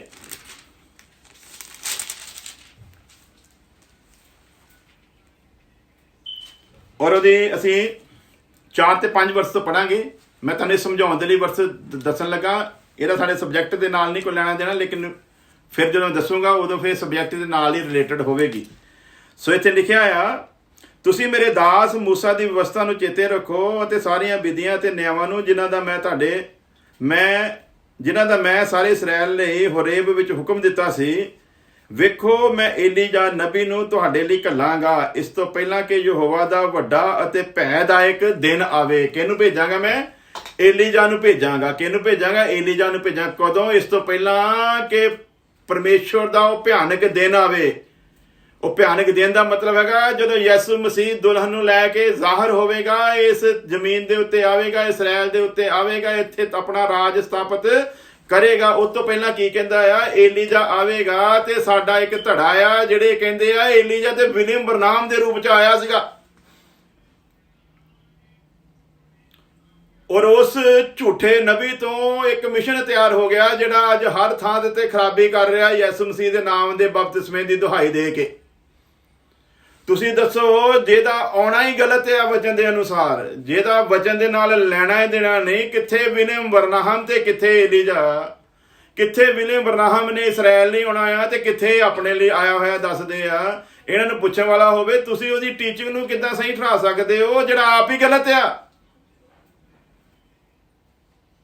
ਜਿਹੜਾ ਇਸ ਵਚਨ ਦਾ ਰੈਫਰੈਂਸ ਦੇ ਕੇ ਤੁਹਾਨੂੰ ਸਮਝਾਉਂਦਾ ਮੈਂ, ਜਿਹੜਾ ਏਲੀਜਾ ਆਉਣਾ ਸੀ ਨਾ ਵੱਡੇ ਭਿਆਨਕ ਦਿਨ ਤੋਂ ਪਹਿਲਾਂ ਮੈਂ ਆ ਗਿਆ, ਤੇ ਫਿਰ ਵੱਡਾ ਭਿਆਨਕ ਦਿਨ ਕਿੱਥੇ ਗਿਆ? ਵੱਡਾ ਭਿਆਨਕ ਦਿਨ ਕਿੱਥੇ ਆ ਉਹ ਵੀ ਤੇ ਦੱਸੋ ਨਾ। ਫਿਰ ਏਲੀਜਾ ਤੇ ਆ ਗਿਆ ਵਿਲੀਅਮ ਬਰਨਾਹਮ ਦੇ ਰੂਪ ਦੇ ਵਿੱਚ, ਤੇ ਭਿਆਨਕ ਦਿਨ ਕਿੱਥੇ ਗਿਆ? ਭਿਆਨਕ ਦਿਨ ਵੀ ਲੱਭ ਕੇ ਦੱਸੋ ਨਾ। ਹੁਣ ਕਹਿ ਦੋ ਕਿਆਮਤ ਵੀ ਹੋ ਗਈ ਆ, ਇਹ ਹੁਣ ਦੂਜੀ ਦੁਨੀਆ ਸ਼ੁਰੂ ਹੋ ਗਈ ਆ। ਅੰਤ ਸਮੇਂ ਦੇ ਵਿੱਚ ਬਹੁਤ ਝੂਠੇ ਨਬੀ ਉੱਠਣਗੇ, ਇਦਾਂ ਦੇ ਭੁਲਾਵਿਆਂ ਦੇ ਵਿੱਚ ਪਾਉਣਗੇ ਅਜੀਜ਼ੋ। ਤੇ ਤੁਸੀਂ ਭੁਲਾਵੇਂ ਵਿੱਚ ਕਦੋਂ ਪਵੋਗੇ? ਤੁਹਾਡੀ ਸਮਝ ਕਦੋਂ ਨਹੀਂ ਆਵੇਗਾ? ਜਦੋਂ ਇਸ ਵਚਨ ਨੂੰ ਪਿੱਛੇ ਰੱਖਿਆ ਹੋਵੇਗਾ, ਜਦੋਂ ਇਹਨੂੰ ਪਿਛਲਾ ਸਥਾਨ ਦਿੱਤਾ ਹੋਵੇਗਾ, ਤੇ ਫਿਰ ਪਰਮੇਸ਼ਵਰ ਵੀ ਸਾਨੂੰ ਪਿਛਲੇ ਸਥਾਨ ਦੇ ਵਿੱਚ ਧੱਕ ਦੇਵੇਗਾ। ਤੇ ਜਦੋਂ ਇਹਨੂੰ ਅੱਗੇ ਲੈ ਕੇ ਚੱਲਾਂਗੇ, ਜਦੋਂ ਕੋਈ ਗੱਲ ਕਰੇਗਾ ਠੋਕਮਾ ਜਵਾਬ ਦੇ ਸਕੋਗੇ। ਕਦੋਂ ਠੋਕਮਾ ਜਵਾਬ ਦੇ ਸਕੋਗੇ? ਜਦੋਂ ਪਤਾ ਹੋਵੇਗਾ ਇਹ ਗੱਲ ਕਿਹੜੇ ਸਮੇਂ ਦੇ ਲਈ ਤੇ ਕਿਸ ਵੇਲੇ ਦੇ ਲਈ ਤੇ ਕਿਹੜੇ ਲੋਕਾਂ ਦੇ ਲਈ ਤੇ ਕਿਸ ਵਿਸ਼ੇ ਤੇ ਹੋ ਰਹੀ ਆ। ਏਲੀਜਾ ਸਾਡੇ ਲਈ ਕਿਉਂ ਆਵੇਗਾ? ਏਲੀਜਾ ਦੀਆਂ ਅੱਖਾਂ ਤਰਸਦੀਆਂ ਸੀਗੀਆਂ ਸਾਨੂੰ ਦੇਖਣ ਨੂੰ, ਜਿਹੜੀ ਮਹਿਮਾ ਸਾਨੂੰ ਮਿਲਣੀ ਆ ਉਹਨੂੰ ਦੇਖਣ ਨੂੰ ਏਲੀਜਾ ਦੀਆਂ ਅੱਖਾਂ ਤਰਸਦੀਆਂ ਸੀਗੀਆਂ, ਪਰ ਦੇਖ ਨਹੀਂ ਸਕਿਆ। ਦੂਰੋਂ ਦੇਖ ਕੇ ਖੁਸ਼ ਹੋਏ, ਦਾਊਦ ਵਰਗੇ ਨਬੀ ਇਸ ਦਿਨ ਨੂੰ ਦੇਖਣ ਨੂੰ ਤਰਸਦੇ ਸੀਗੇ। ਯਿਸੂ ਮਸੀਹ ਕਹਿੰਦਾ ਧੰਨ ਤੁਹਾਡੀਆਂ ਅੱਖੀਆਂ ਜਿਹੜੀਆਂ ਇਸ ਦਿਨ ਨੂੰ ਦੇਖਦੀਆਂ ਆ। ਸਾਨੂੰ ਦੇਖਣ ਲਈ ਉਹਨਾਂ ਦੀਆਂ ਅੱਖਾਂ ਤਰਸਦੀਆਂ ਸੀਗੀਆਂ। ਸਾਡੇ ਲਈ ਏਲੀਜਾ ਨੇ ਕੀ ਕਰਨਾ ਹੋਣਾ? ਏਲੀਜਾ ਉਹਨਾਂ ਲਈ ਆਵੇਗਾ ਜਿਨ੍ਹਾਂ ਨੇ ਯਿਸੂ ਮਸੀਹ ਨੂੰ ਠੁਕਰਾਇਆ ਸੀ। ਏਲੀਜਾ ਉਹਨਾਂ ਦੇ ਹੌਸਲੇ ਨੂੰ ਬੁਲੰਦ ਕਰਨ ਲਈ ਆਵੇਗਾ ਜਿਨ੍ਹਾਂ ਨੇ ਯਿਸੂ ਮਸੀਹ ਨੂੰ ਠੁਕਰਾਇਆ ਸੀ, ਜਿਨ੍ਹਾਂ ਨੇ ਯਿਸੂ ਮਸੀਹ ਨੂੰ ਸਲੀਬ ਤੇ ਚੜਾਇਆ ਸੀ। ਸਾਡੇ ਲਈ ਏਲੀਜਾ ਦਾ ਕੀ ਕੰਮ ਹੋਇਆ ਜੀ? ਸਾਡੇ ਨਾਲ ਏਲੀਜਾ ਦਾ ਕੀ ਲੈਣਾ ਦੇਣਾ ਹੋਇਆ? ਏਲੀਜਾ ਦੀਆਂ ਤੇ ਅੱਖਾਂ ਤਰਸਦੀਆਂ ਸੀਗੀਆਂ। ਉਹ ਸੋਚਦਾ ਸੀ ਕਿਤੇ ਮੇਰੇ ਜ਼ਮਾਨੇ 'ਚ ਯਿਸੂ ਮਸੀਹ ਆ ਜਾਵੇ, ਮੈਨੂੰ ਕਿਤੇ ਨਵੇਂ ਸਿਰੇ ਤੋਂ ਜਨਮ ਲੈਣ ਦਾ ਮੌਕਾ ਮਿਲ ਜਾਵੇ, ਮੈਨੂੰ ਕਿਤੇ ਪਰਮੇਸ਼ਰ ਦਾ ਪੁੱਤਰ ਕਹਾਉਣ ਦਾ ਮੌਕਾ ਮਿਲ ਜਾਵੇ, ਮੈਂ ਵੀ ਉਸ ਆਇਤ ਦੇ ਵਿੱਚ ਦਾਖਲ ਹੋ ਸਕਾਂ ਜਿਹੜੀ ਆਇਤ ਯੂਹੰਨਾ 1:12 ਦੇ ਵਿੱਚ ਲਿਖੀ ਹੈ, ਜਿਨ੍ਹਾਂ ਨੇ ਉਹਨੂੰ ਕਬੂਲ ਕੀਤਾ ਉਹਨਾਂ ਨੂੰ ਉਹਨੇ ਸੰਤਾਨ ਹੋਣ ਦਾ ਹੱਕ ਦਿੱਤਾ। ਏਲੀਜਾ ਹੁਣੀ ਖੁਦਾ ਦੇ ਮਹਾਨ ਨਬੀ ਹੋਣ ਦੇ ਬਾਵਜੂਦ ਵੀ ਪੁੱਤਰ ਦਾ ਹੱਕ ਨਹੀਂ ਪਾ ਸਕੇ। ਉਹਨਾਂ ਨੂੰ ਇਹ ਹੱਕ ਨਹੀਂ ਮਿਲਿਆ। ਇਹ ਹੱਕ ਖੁਦਾ ਨੇ ਸਾਨੂੰ ਦਿੱਤਾ ਹੈ। ਹਾਲੇਲੂਇਆ। ਇਹ ਹੱਕ ਸਾਨੂੰ ਮਿਲਿਆ। ਅਸੀਂ ਅੱਬਾ ਹੈ ਪਿਤਾ ਕਹਿ ਕੇ ਪੁਕਾਰਦੇ ਹਾਂ। ਏਲੀਜਾ ਅੱਬਾ ਕਹਿਣ ਦਾ ਹੱਕ ਨਹੀਂ ਰੱਖਦਾ। ਏਲੀਜਾ ਦੇ ਲਈ ਅੱਜ ਵੀ ਉਹ ਸਰਵ ਸ਼ਕਤੀਮਾਨ ਪਰਮੇਸ਼ਰ ਯਹੋਵਾ ਪਰਮੇਸ਼ਵਰ ਹੀ ਆ। ਸਾਡੇ ਕੋਲ ਅਧਿਕਾਰ ਮਿਲਿਆ ਹੈ, ਸਾਨੂੰ ਇਹ ਹੱਕ ਮਿਲਿਆ ਹੈ। ਸਾਨੂੰ ਜੋ ਜਲਾਲ ਦਿੱਤਾ ਆ, ਸਾਨੂੰ ਜੋ ਰੁਤਬਾ ਦਿੱਤਾ ਆ, ਸਾਡਾ ਵੱਖਰਾ ਹੀ ਸਿਸਟਮ ਆ। ਲੇਕਿਨ ਇਹਨੂੰ ਸਮਝਣਾ ਜ਼ਰੂਰੀ ਕਦੋਂ ਆ? ਜਦੋਂ ਅਸੀਂ ਇਹਨੂੰ ਸਮਝਾਂਗੇ ਫਿਰ ਸਭ ਕੁਝ ਸਮਝ ਆਊਗਾ। ਜਦੋਂ ਕੋਈ ਤੁਹਾਨੂੰ ਆ ਕੇ ਕਹੂਗਾ ਨਾ ਵਿਲੀਅਮ ਬਰਨਹਮ ਏਲੀਜਾ ਦਾ ਰੂਹ ਸੀਗਾ, ਉਹ ਜਿਹੜੇ ਨਬੂਵਤ ਹੋਈ ਸੀ ਨਾ ਮਲਾਕੀ ਦੀ 4:5 ਦੀ, ਉਹ ਹੀ ਸੀਗਾ। ਉਹਨੂੰ ਕਹੀਓ ਭਾਈ ਅੱਖਾਂ ਖੋਲ, ਜੇ ਤੂੰ ਅੰਨਾ ਨਹੀਂ ਆ ਤੇ ਪੜ੍ਹ ਇਹਨੂੰ। ਜੇ ਤੂੰ ਦੇਖ ਸਕਦਾ ਦੇਖ, ਜੇ ਤੂੰ ਐਬਨੋਰਮਲ ਨਹੀਂ ਆ ਤੇ ਵਚਨ ਨੂੰ ਪੜ੍ਹ ਤੇ ਦੇਖ ਵਚਨ ਕਿਹਦੇ ਬਾਰੇ ਗੱਲ ਕਰ ਰਿਹਾ ਹੈ। ਤੇ ਜਦੋਂ ਇਹਨੂੰ ਪੜ੍ਹਾ ਕੇ ਸੁਣਾਓਗੇ ਨਾ ਫਿਰ ਅੱਗੇ ਬੰਦ ਹੋ ਜਾਂਦੀਆਂ ਬੋਲਤੀਆਂ, ਫਿਰ ਮੂੰਹ ਹੋ ਜਾਂਦੇ ਬੰਦ। ਕਹਿੰਦੇ ਨਹੀਂ ਯਿਸੂ ਦੇ ਨਾਮ 'ਚ ਹੀ ਬਪਤਿਸਮਾ ਲਓਗੇ ਤਾਂ ਹੀ ਆ, ਤੁਹਾਡੀ ਤੇ ਬੁਨਿਆਦ ਹੀ ਗਲਤ ਆ। ਤੁਸੀਂ ਭਾਵੇਂ 20 ਸਾਲ ਖਰਾਬ ਕਰ ਦਿੱਤੇ ਆ। ਵਚਨ 'ਚ ਲਿਖਿਆ ਯਿਸੂ ਦੇ ਨਾਮ ਦਾ ਬਪਤਿਸਮਾ ਆ। ਇਹ ਮੇਰੇ ਕੋਲ ਵੀ ਲੈ ਕੇ ਆਇਆ ਸੀ ਇੱਕ। ਮੈਂ ਕਿਹਾ ਭਾਈ ਸਾਹਿਬ ਮੇਰੀ ਬਾਈਬਲ 'ਚ ਲਿਖਿਆ ਆ ਜਿਹੜੇ ਬੰਦੇ ਸ਼ਰਾਹੀਨ ਆ ਤੇ ਜਿਹੜੇ ਸ਼ਰਾ ਵਾਲੇ ਆ, ਜੇ ਸ਼ਰਾ ਵਾਲੇ ਸ਼ਰਾਹੀਨਾਂ ਵਾਲਾ ਕੰਮ ਕਰਦੇ ਆ ਤੇ ਉਹ ਸ਼ਰਾਹੀਨ ਗਿਣੇ ਜਾਣਗੇ, ਤੇ ਜਿਹੜੇ ਸ਼ਰਾਹੀਨ ਆ ਜੇ ਸ਼ਰਾ ਵਾਲੇ ਕੰਮ ਕਰਦੇ ਆ ਤੇ ਉਹ ਸ਼ਰਾ ਵਾਲੇ ਗਿਣੇ ਜਾਣਗੇ। ਮੇਰੇ ਕੋਲ ਜਿਹੜੀ ਬਾਈਬਲ ਆ ਉਹਦੇ 'ਚ ਲਿਖਿਆ ਆ ਤੁਹਾਡੀ ਸੁਨਨਤ ਅਸੁਨਨਤ ਤੇ ਤੁਹਾਡੀ ਅਸੁਨਨਤ ਸੁਨਨਤ ਠਹਿਰੇਗੀ। ਉਸੇ ਪਰਮੇਸ਼ਵਰ ਨੇ ਜਿਹਨੇ ਸੁਨਨਤ ਦਾ ਨੇਮ ਦਿੱਤਾ, ਉਸੇ ਪਰਮੇਸ਼ਵਰ ਨੇ ਸੁਨਨਤ ਨੂੰ ਰੱਦ ਕਰ ਦਿੱਤਾ। ਜਿਸ ਪਰਮੇਸ਼ਵਰ ਨੇ ਸੁਨਨਤ ਦਾ ਨੇਮ ਦਿੱਤਾ ਉਹਨੇ ਕਿਹਾ ਹੁਣ ਮੈਨੂੰ ਤੁਹਾਡੇ ਮਨ ਦੀ ਸੁਨਨਤ ਚਾਹੀਦੀ ਆ, ਮੈਨੂੰ ਖਲੜੀ ਦੀ ਸੁਨਨਤ ਦੇ ਨਾਲ ਹੁਣ ਕੋਈ ਲੈਣਾ ਦੇਣਾ ਨਹੀਂ। ਅੱਜ ਪਰਮੇਸ਼ਵਰ ਨੂੰ ਤੁਹਾਡੇ ਮਨ ਦਾ ਬਪਤਿਸਮਾ ਚਾਹੀਦਾ ਆ। ਪਾਣੀ ਤੇ ਇੱਕ ਰਸਮ ਆ ਜਿਹੜੀ ਤੁਸੀਂ ਪੂਰੀ ਕਰਨੀ ਆ, ਉਹਦੇ ਵਿੱਚ ਤੁਹਾਨੂੰ ਜਾਣਾ ਪੈਣਾ, ਉਹ ਹੁਕਮ ਆ। ਲੇਕਿਨ ਅਗਰ ਤੁਹਾਡੇ ਮਨ ਦਾ ਬਪਤਿਸਮਾ ਨਹੀਂ ਹੋਇਆ ਤੇ ਉਹ ਬਪਤਿਸਮਾ ਫਿਰ ਬਪਤਿਸਮਾ ਵੀ ਨਹੀਂ ਆ। ਉਹ ਤੇ ਫਿਰ ਮਨ ਕੀ ਕਹਿੰਦੇ ਸਰੀਰ ਦੀ ਮੈਲ ਲਾਉਣਾ ਤੇ ਪਾਣੀ ਦੇ ਵਿੱਚ ਡੁੱਬਕੀਆਂ ਲਾਉਣ ਦੇ ਬਰਾਬਰ ਆ। ਜਿੱਦਾਂ ਨਹਿਰ ਤੇ ਨਹਾਏ ਉਹੋ ਹੀ ਸਮਝੋ। ਬਪਤਿਸਮਾ ਉਹਦਾ ਹੈ ਜਿਹੜਾ ਯਿਸੂ ਮਸੀਹ ਦੀ ਸਮਾਨਤਾ ਦੇ ਵਿੱਚ ਦਫਨ ਹੋ ਗਿਆ ਆ, ਜਿਹਨੇ ਮੰਨ ਲਿਆ ਮੈਂ ਮਰ ਗਿਆ ਉਹਦੇ ਲਈ। ਜਿਵੇਂ ਪੌਲੁਸ ਨੇ ਕਿਹਾ ਸਾਰੀਆਂ ਸਰੀਰ ਦੀਆਂ ਅਭਿਲਾਸ਼ਾਵਾਂ ਤੇ ਕਾਮਨਾ ਸਹਿਤ ਮੈਂ ਆਪਣੇ ਆਪ ਨੂੰ ਯਿਸੂ ਮਸੀਹ ਦੇ ਨਾਲ ਸਲੀਬ ਦੇ ਉੱਤੇ ਟੰਗ ਦਿੱਤਾ। ਹੁਣ ਮੈਂ ਨਹੀਂ ਜਿਉਂਦਾ ਬਲਕਿ ਮਸੀਹ ਮੇਰੇ ਵਿੱਚ ਜਿਉਂਦਾ। ਇਹ ਜਿਉਂਦਾ ਦਿਖਾਓ, ਇਹ ਬਪਤਿਸਮਾ ਆ। ਤੇ ਇਹ ਚੱਕਰ 'ਚ ਪਏ ਆ ਨਾਮ ਦਾ ਬਪਤਿਸਮਾ। ਨਹੀਂ ਜੀ ਨਾਮ ਦਾ ਬਪਤਿਸਮਾ ਫਿਰ ਨਾ ਪੁੱਛੀਦਾ ਯਿਸੂ ਦੇ ਨਾਮ 'ਚ ਲੈ ਲਈਏ ਜਾਂ ਯਿਸੂ ਮਸੀਹ ਦੇ ਨਾਮ 'ਚ ਲਈਏ ਜਾਂ ਪ੍ਰਭੂ ਯਿਸੂ ਦੇ ਨਾਮ 'ਚ ਲਈਏ, ਕਿਉਂਕਿ 3 ਜਗ੍ਹਾ ਤੇ 3 ਤਰ੍ਹਾਂ ਦੇ ਵਿਵਰਨ ਆਉਂਦੇ ਆ। ਪਹਿਲਾਂ ਨਾਮ ਡਿਕਲੇਅਰ ਕਰ ਲਓ, ਪਹਿਲਾਂ ਨਾਮ ਦਾ ਭੇਦ ਦੱਸੋ, ਕਿਉਂਕਿ ਇੱਕ ਜਗ੍ਹਾ ਤੇ ਲਿਖਿਆ ਯਿਸੂ ਦੇ ਨਾਮ ਦਾ, ਇੱਕ ਜਗ੍ਹਾ ਤੇ ਲਿਖਿਆ ਪ੍ਰਭੂ ਯਿਸੂ ਦੇ ਨਾਮ ਦਾ, ਇੱਕ ਜਗ੍ਹਾ ਤੇ ਲਿਖਿਆ ਯਿਸੂ ਮਸੀਹ ਦੇ ਨਾਮ ਦਾ, ਇੱਕ ਜਗ੍ਹਾ ਤੇ ਲਿਖਿਆ ਪ੍ਰਭੂ ਯਿਸੂ ਮਸੀਹ ਦੇ ਨਾਮ ਦਾ। ਇਹ ਨਾਮ ਹੀ ਪਹਿਲਾਂ ਪੂਰਾ ਦੱਸੋ ਕਿਹੜਾ ਆ।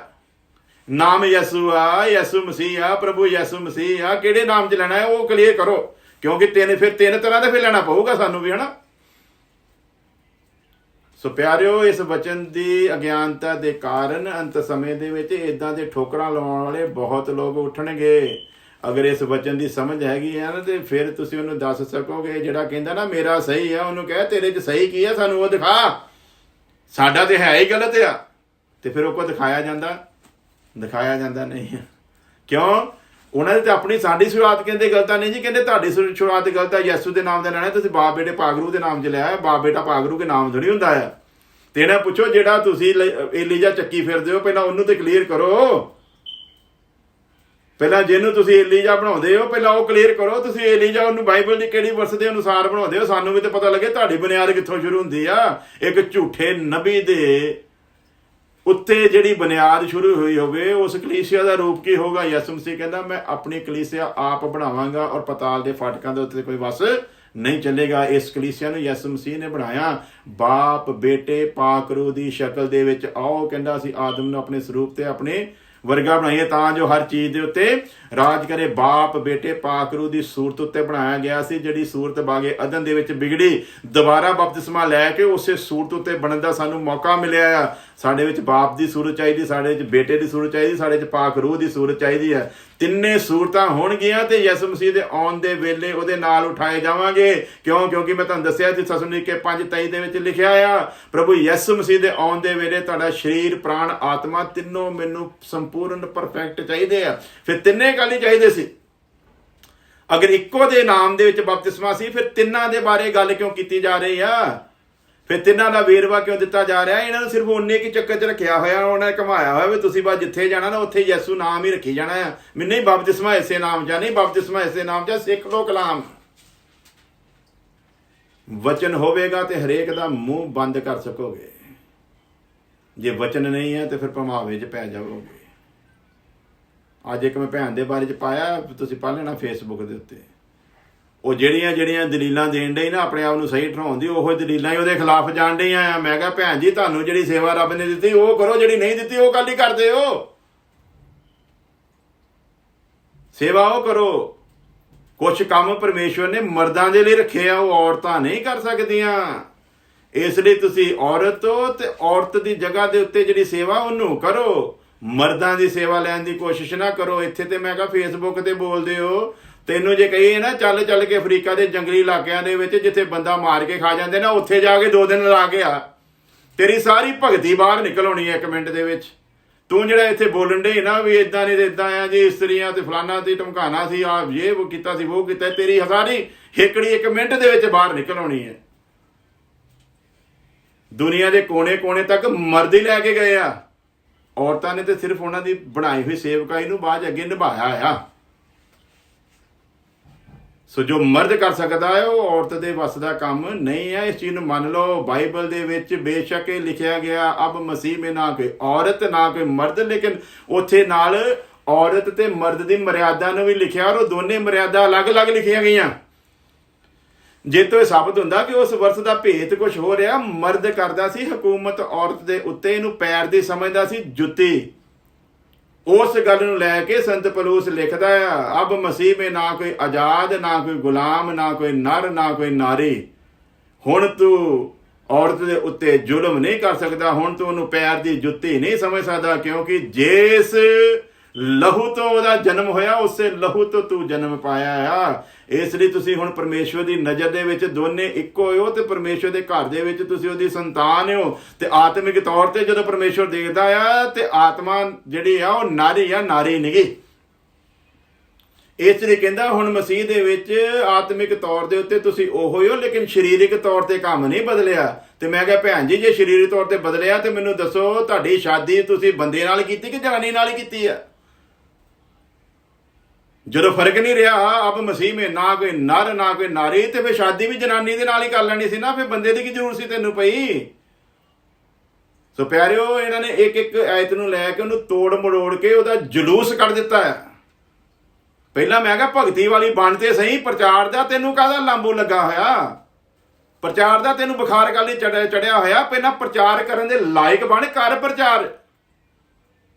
ਤੇ ਜਿਹੜੀਆਂ ਲਾਇਕਾਂ ਸੀ ਕਦੀ ਨਹੀਂ ਉਹਨਾਂ ਨੂੰ ਕਹਿੰਦੇ। ਅਸੀਂ ਭੈਣ ਜੀ ਉਹਨਾਂ ਦੀ ਗਵਾਹੀ ਦੇ ਦੀ, ਥਾਂ ਦੇ ਜਿੱਥੇ ਵੀ ਜਾਂਦੇ ਆ ਸਾਡੇ ਸਾਰੇ ਜਿੰਨੇ ਜਾਣਕਾਰ ਆ ਸਭ ਵਾਕਫ ਆ।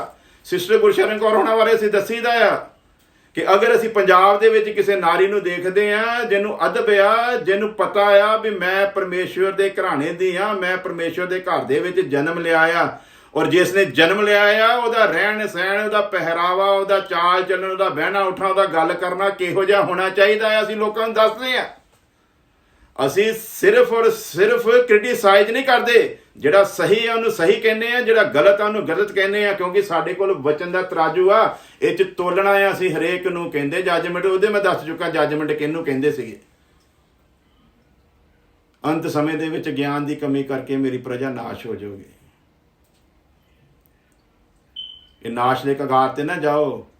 ਕਹਿੰਦੇ ਹੀ ਮਰੀਮ ਮਗਦਲੀਨੀ ਨੇ ਪ੍ਰਚਾਰ ਕੀਤਾ ਸੀ। ਮੈਂ ਕਿਹਾ ਵੀ ਤੁਹਾਡਾ ਦਿਮਾਗ ਖਰਾਬ ਆ। ਉਹਨੇ ਤੇ ਜਾ ਕੇ ਖਬਰ ਦਿੱਤੀ ਯਿਸੂ ਮਸੀਹ ਜੀ ਉੱਠਿਆ, ਇਹ ਪ੍ਰਚਾਰ ਆ, ਤੁਸੀਂ ਵੀ ਕਰ ਲਓ। ਫਿਰ ਤੁਸੀਂ ਲੋਕਾਂ ਕਹੋ ਯਿਸੂ ਮਸੀਹ ਜੀ ਉੱਠਿਆ, ਅਸੀਂ ਤੁਹਾਨੂੰ ਕੁਝ ਨਹੀਂ ਕਹਿੰਦੇ। ਯਹੂਦਾ ਇਸਕਰਿਓਤੀ ਮਰ ਗਿਆ। ਯਹੂਦਾ ਇਸਕਰਿਓਤੀ ਮਰ ਗਿਆ। ਚੇਲਿਆਂ ਦੇ ਵਿੱਚੋਂ ਇੱਕ ਦੀ ਗਿਣਤੀ ਘਟ ਗਈ। ਮਰੀਮ ਮਗਦਲੀਨੀ ਨੇ ਜਿਹੜਾ ਕੰਮ ਕੀਤਾ ਸੀਗਾ ਉਹ ਤੇ ਬਾਕੀ ਜਿਹੜੇ 11 ਚੇਲੇ ਕਰ ਹੀ ਨਹੀਂ ਸਕੇ। ਇੱਕ ਮਰ ਗਿਆ, 10 ਭੱਜ ਗਏ, ਇੱਕ ਯੂਹੰਨਾ ਹੀ ਸੀ ਉੱਥੋਂ ਤੱਕ ਗਿਆ ਨਾਲ ਉਹਨਾਂ ਦੇ। ਮਰੀਮ ਮਗਦਲੀਨੀ ਨੇ ਤਾਂ ਐਡੀ ਵੱਡੀ ਸੇਵਾ ਕਰ ਲਈ ਸੀ, ਕਬਰ ਤੱਕ ਉਹ ਗਈ, ਕਰੂਸ ਤੱਕ ਉਹ ਗਈ। ਹੁਣ ਤੁਸੀਂ ਮੈਨੂੰ ਦੱਸੋ ਪਿਆਰਿਓ, ਜੇ ਵਚਨ ਦਾ ਧਿਆਨ ਰੱਖਦੇ ਹੋ, ਜੇ ਵਚਨ ਦਾ ਗਿਆਨ ਰੱਖਦੇ ਹੋ, ਤੇ ਮਰੀਮ ਮਗਦਲੀਨੀ ਨੇ ਇਹ ਸਾਰਾ ਕੁਝ ਕੀਤਾ ਤੇ ਯਹੂਦਾ ਇਸਕਰਿਓਤੀ ਮਰ ਗਿਆ। ਤੇ ਫਿਰ ਇੱਕ ਚੇਲੇ ਦੀ ਜ਼ਰੂਰਤ ਪਈ 12 ਨੂੰ ਪੂਰਾ ਕਰਨ ਦੇ ਵਾਸਤੇ, ਤੇ ਮਰੀਮ ਮਗਦਲੀਨੀ ਨੂੰ ਫਿਰ ਪਾਲਣਾ ਚਾਹੀਦਾ ਸੀ ਨਾ ਵਿੱਚ। ਫਿਰ 2 ਬੰਦਿਆਂ ਦੀ ਪਰਚੀ ਕਰਨੀ ਪਾਈ ਸੀ। ਐਡੀ ਮਹਾਨ ਔਰਤ ਜਦੋਂ ਮਿਲ ਗਈ ਸੀ ਚੇਲਿਆਂ ਨੂੰ, ਤੇ ਫਿਰ ਬਿਨਾਂ ਕੋਈ ਪਰਚੀ ਪੁਰਚੇ ਤੇ ਕਹਿੰਦੇ ਠੀਕ ਆ ਜੀ, ਹੁਣ 12ਵੇਂ ਚੇਲੇ 12ਵੇਂ ਰਸੂਲ ਦੀ ਤੌਰ ਦੇ ਉੱਤੇ ਅਸੀਂ ਮਰੀਮ ਮਗਦਲੀਨੀ ਨੂੰ ਆਪਣੇ ਵਿੱਚ ਸ਼ਾਮਲ ਕਰਦੇ ਹਾਂ। ਮਰੀਮ ਮਗਦਲੀਨੀ 12ਵੇਂ ਰਸੂਲ ਦੇ ਵਿੱਚ ਸ਼ਾਮਲ ਨਹੀਂ ਕੀਤੀ ਗਈ। ਇਹ ਇਸ ਚੀਜ਼ ਦਾ ਸਭ ਤੋਂ ਵੱਡਾ ਸਬੂਤ ਆ। ਕੁਝ ਸੇਵਕਾਈ ਦੇ ਹਿੱਸੇ ਜਿਹੜੇ ਪਰਮੇਸ਼ਵਰ ਨੇ ਸਿਰਫ ਮਰਦ ਵਾਸਤੇ ਰੱਖੇ ਆ, ਉਹ ਮਰਦ ਹੀ ਕਰ ਸਕਦਾ ਆ। ਲੇਕਿਨ ਉਹਨੇ ਜੋ 3 ਹਿੱਸੇ ਉਹਨੇ ਔਰਤ ਨੂੰ ਦਿੱਤੇ ਆ, ਉਹਦੇ ਵਿੱਚ ਔਰਤ ਖੁੱਲੇ ਤੌਰ ਦੇ ਉੱਤੇ ਪ੍ਰਭੂ ਦੇ ਲਈ ਜੋ ਮਰਜ਼ੀ ਕਰ ਸਕਦੀ ਹੈ। ਉਹ ਵੀ ਸੇਵਾ ਆ। ਇਵੈਂਜਲਿਜ਼ਮ ਸੇਵਾ ਆ, ਟੀਚਿੰਗ ਸੇਵਾ ਆ, ਨਬੂਵਤ ਸੇਵਾ ਆ। ਔਰ ਨਬੂਵਤ ਸਭ ਤੋਂ ਵੱਡੀ ਸੇਵਾ ਆ, ਇਵੈਂਜਲਿਜ਼ਮ ਸੇਵਾ ਆ। ਲੇਕਿਨ ਰਸੂਲ ਨਹੀਂ ਹੋ ਸਕਦੀ। ਕੁਝ ਚੀਜ਼ਾਂ ਐਸੀਆਂ ਆ, ਮਿਸਾਲ ਦੇ ਤੌਰ ਤੇ ਆਖਰੀ ਗੱਲ ਕਰਕੇ ਬੰਦ ਕਰਨ ਲੱਗਾ ਆ। ਸਬੂਤ ਆ, ਤੰਬੂ ਬਣਾਇਆ ਗਿਆ, ਲੇਵੀ ਖਾਨਦਾਨ ਨੂੰ ਚੁਣਿਆ ਗਿਆ। 3 ਹਿੱਸੇ ਸਨ ਉਹਦੇ।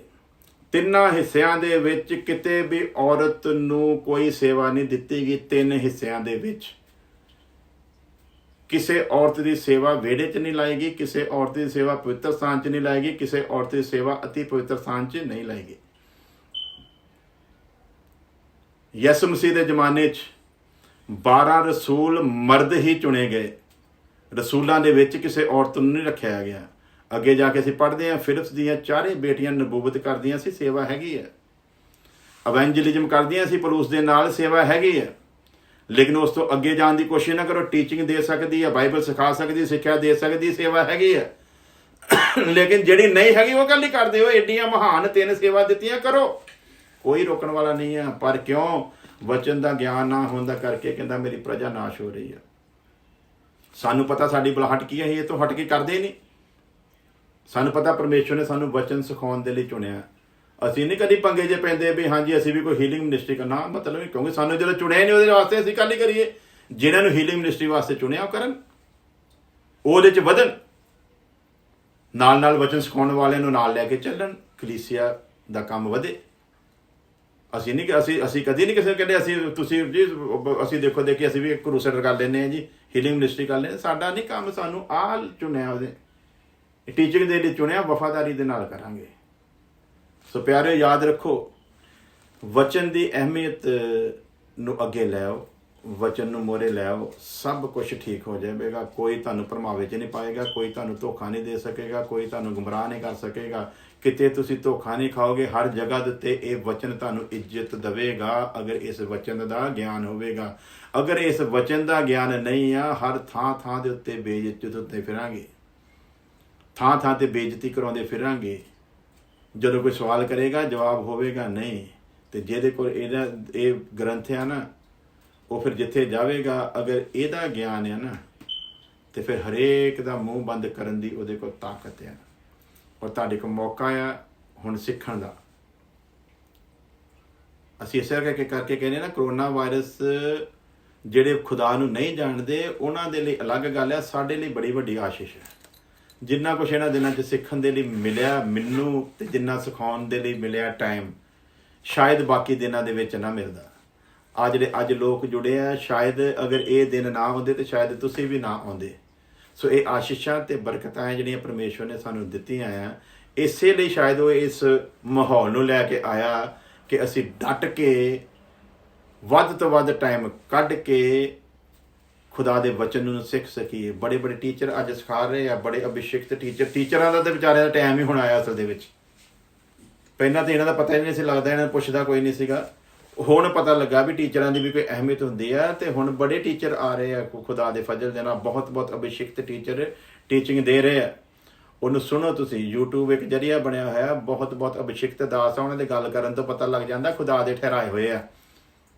ਜਿੱਦਾਂ ਅਸੀਂ ਤਮਾਸ਼ਬੀਨਾਂ ਨੂੰ ਮਿੰਟ 'ਚ ਪਛਾਣ ਜਾਂਦੇ ਹਾਂ, ਉੱਦਾਂ ਹੀ ਅਭਿਸ਼ਿਕਤਾਂ ਦਾ ਵੀ ਪਤਾ ਲੱਗ ਜਾਂਦਾ ਮਿੰਟ ਦੇ ਵਿੱਚ ਵੀ ਇਹਨਾਂ ਦੇ ਕੋਲ ਖੁਦਾ ਦੀ ਗਹਿਰਾਈ ਹੈਗੀ ਆ, ਖੁਦਾ ਦੇ ਭੇਤ ਹੈਗੇ ਆ ਕਿ ਨਹੀਂ ਹੈਗੇ। ਖੁਦਾ ਦੇ ਦਾਸ ਪਾਸਟਰ ਫਿਨੀ ਜੀ ਵੀ ਆਨਲਾਈਨ ਰਹਿੰਦੇ ਆ, ਤੁਸੀਂ ਉਹਨਾਂ ਨੂੰ ਵੀ YouTube ਦੇ ਉੱਤੇ Facebook ਤੇ ਸੁਣ ਸਕਦੇ ਹੋ। ਪਾਸਟਰ ਕਮਲ ਜੀ ਬਟਾਲੇ ਤੋਂ, ਕਮਲ ਗਿੱਲ ਜੀ, ਤੁਸੀਂ ਉਹਨਾਂ ਨੂੰ ਸੁਣ ਸਕਦੇ ਹੋ। Pastor Harry Gill ji teaching ਦੇ ਰਹੇ ਆ, ਉਹਨਾਂ ਨੂੰ ਤੁਸੀਂ ਸੁਣ ਸਕਦੇ ਹੋ। ਇੱਕ ਸਾਡੇ ਪਾਸਟਰ ਅਮੋਸ ਜੀ ਆ, ਬੜੇ ਖੁਦਾ ਦੇ ਅਭਿਸ਼ਿਕਤ ਦਾਸ ਆ, ਤੁਸੀਂ ਉਹਨਾਂ ਨੂੰ ਸੁਣ ਸਕਦੇ ਹੋ। ਐਸੇ ਬਹੁਤ ਸਾਰੇ ਅਭਿਸ਼ਿਕਤ ਆ ਜਿਨ੍ਹਾਂ ਦੇ ਕੋਲ ਕਲਾਮ ਦਾ ਵਚਨ ਦਾ ਤੋੜਾ ਆ, ਔਰ ਇਹ ਸਮਾਂ ਆ ਅਸੀਂ ਵਚਨ ਨੂੰ ਇਕੱਠਾ ਕਰ ਲਈਏ, ਜਮ੍ਹਾਂ ਕਰ ਲਈਏ। ਇੱਥੇ ਕਰ ਲਓ ਜਮ੍ਹਾਂ, ਫਿਰ ਨਾ ਪਾਪ ਕਰਾਂਗੇ ਤੇ ਨਾ ਪਾਪ ਕਰਨ ਦੇਵਾਂਗੇ। ਪਾਪ ਕਰਨ ਤੋਂ ਉਹੀ ਰੋਕੇਗਾ ਜਿਹੜਾ ਪਾਪ ਨਹੀਂ ਕਰੇਗਾ। ਸੋ ਕਰ ਲਓ ਜਮ੍ਹਾਂ, ਵੇਲਾ ਆ। ਖੁਦਾ ਤੁਹਾਨੂੰ ਸਾਰਿਆਂ ਨੂੰ ਆਸ਼ੀਸ਼ ਦੇਵੇ। ਕੱਲ ਨੂੰ ਫਿਰ ਅਸੀਂ ਇਹਦੇ 23ਵੇਂ ਹਿੱਸੇ ਨੂੰ ਲੈ ਕੇ ਸੇਮ ਟਾਈਮ ਦੇ ਉੱਤੇ ਹਾਜ਼ਰ ਹੋਵਾਂਗੇ। ਨਿਊਯਾਰਕ ਟਾਈਮ ਜਿਹੜਾ ਆ ਉਹ ਰਾਤ 10 ਵਜੇ ਆ, ਔਰ ਇੰਡੀਆ ਦਾ ਟਾਈਮ ਜਿਹੜਾ ਆ ਉਹ ਸਵੇਰ 7:30 ਵਜੇ ਆ। ਸਾਰੀ ਦੁਆ 'ਚ ਯਾਦ ਰੱਖਣਾ। ਖੁਦਾ ਤੁਹਾਨੂੰ ਬਹੁਤ ਬਹੁਤ ਆਸ਼ੀਸ਼ ਦੇਵੇ। ਸਿਸਟਰ ਗੁਰਸ਼ਰਨ ਜੀ, ਤੁਹਾਨੂੰ ਵੀ ਖੁਦਾ ਬਹੁਤ ਆਸ਼ੀਸ਼ ਦੇਵੇ। ਤੁਸੀਂ ਬੜਾ ਸਹਿਯੋਗ ਕਰ ਰਹੇ ਹੋ ਇਸ ਵਚਨ ਦੀ ਸੇਵਾ ਨੂੰ ਫੈਲਾਉਣ ਦੇ ਵਿੱਚ। ਖੁਦਾ ਦੇ ਕੋਲ ਤੁਹਾਡੇ ਲਈ ਇਹਦਾ ਬਹੁਤ ਵੱਡਾ ਅਜਰ ਆ। ਖੁਦਾ ਤੁਹਾਨੂੰ ਬਹੁਤਾਇਤ ਦੇ ਨਾਲ ਜਿਹੜਾ ਵੀ ਗਿਫਟ ਖੁਦਾ ਨੇ ਤੁਹਾਨੂੰ ਦਿੱਤਾ ਆ, ਉਹਦੇ ਵਿੱਚ ਬਹੁਤਾਇਤ ਦੇ ਨਾਲ ਇਸਤੇਮਾਲ ਕਰੇ। ਅਸੀਂ ਹਮੇਸ਼ਾ ਇਹ ਦੁਆ ਕਰਦੇ ਹਾਂ ਔਰ ਕਰਦੇ ਰਵਾਂਗੇ। ਸੋ ਆਓ ਅਸੀਂ ਪ੍ਰਾਰਥਨਾ ਕਰਦੇ ਹਾਂ ਸਾਰੇ ਮਿਲ ਕੇ। ਪਿਆਰੇ ਬਾਪ ਸਮਾਨੀ, ਤੇਰੀ ਤਾਰੀਫ, ਤੇਰਾ ਧੰਨਵਾਦ ਕਰਦੇ ਹਾਂ ਤੇਰੇ ਅੱਜ ਦੇ ਵਚਨਾਂ ਦੇ ਵਾਸਤੇ। ਖੁਦਾਵੰਦ ਸੱਚਮੁੱਚ ਤੇਰਾ ਵਚਨ ਹੀ ਹੈ ਜੋ ਸਭ ਕੁਝ ਕਰਨ ਦੀ ਕੁਦਰਤ ਰੱਖਦਾ ਹੈ। ਤੇਰੇ ਵਚਨ ਦੇ ਵਿੱਚ ਤਾਕਤ ਆ, ਤੇਰੇ ਵਚਨ ਦੇ ਵਿੱਚ ਜ਼ਿੰਦਗੀ ਆ, ਤੇਰੇ ਵਚਨ ਦੇ ਵਿੱਚ ਸਾਮਰਥ ਹੈ ਖੁਦਾਵੰਦ, ਜੋ ਸਭ ਕੁਝ ਕਰਨ ਦੀ ਕੁਦਰਤ ਰੱਖਦੀ ਹੈ। ਸੋ ਤੇਰੇ ਲੋਕਾਂ ਨੂੰ ਤੇਰੇ ਇਸੇ ਹੀ ਜੋਰਾਵਰ ਵਚਨ ਦੇ ਹਵਾਲੇ ਕਰਦੇ ਹਾਂ ਖੁਦਾਵੰਦ। ਤੇਰਾ ਵਚਨ ਹਰੇਕ ਜ਼ਿੰਦਗੀ ਨੂੰ ਸੰਭਾਲੇ, ਔਰ ਤੇਰਾ ਵਚਨ ਇਹਨਾਂ ਦੇ ਦਿਲਾਂ ਦੇ ਵਿੱਚ ਵਸ ਜਾਏ ਖੁਦਾਵੰਦ, ਤਾਂ ਕਿ ਹਰ ਬੁਰੇ ਸਮੇਂ ਦੇ ਵਿੱਚ ਇਹ ਵਿਰੋਧੀ ਦਾ ਡਟ ਕੇ ਮੁਕਾਬਲਾ ਕਰ ਸਕਣ ਖੁਦਾਵੰਦ, ਔਰ ਵਿਰੋਧੀ ਨੂੰ ਹਰਾ ਕੇ ਜੈ ਪਾ ਕੇ ਤੇਰੇ ਅੱਗੇ ਖਲੋ ਸਕਣ ਖੁਦਾਵੰਦ। ਕਿਰਪਾ ਕਰੋ। ਤੇਰੇ ਸਭ ਲੋਕਾਂ ਨੂੰ ਤੇਰੇ ਮੁਬਾਰਕ ਹੱਥਾਂ 'ਚ ਦਿੰਦੇ ਆ, ਤੇਰੀ ਨੇਕ ਇੱਛਾ ਨੂੰ ਮੰਗ ਲੈਂਦੇ ਆ ਖੁਦਾਵੰਦ। ਪ੍ਰਾਰਥਨਾ ਸੁਣੋ, ਕਬੂਲ ਕਰੋ ਮਸੀਹ ਯਿਸੂ ਦੇ ਨਾਮ ਵਿੱਚ। ਆਮੀਨ ਆਮੀਨ। ਖੁਦਾ ਤੁਹਾਡੇ ਨਾਲ ਹੋਵੇ। ਕੱਲ ਫਿਰ ਖੁਦਾ ਦੇ ਫਜ਼ਲ ਦੇ ਨਾਲ ਅਸੀਂ ਮਿਲਦੇ ਹਾਂ। ਸਾਰਿਆਂ ਨੂੰ ਜੈ ਮਸੀਹ ਕੀ। ਆਮੀਨ।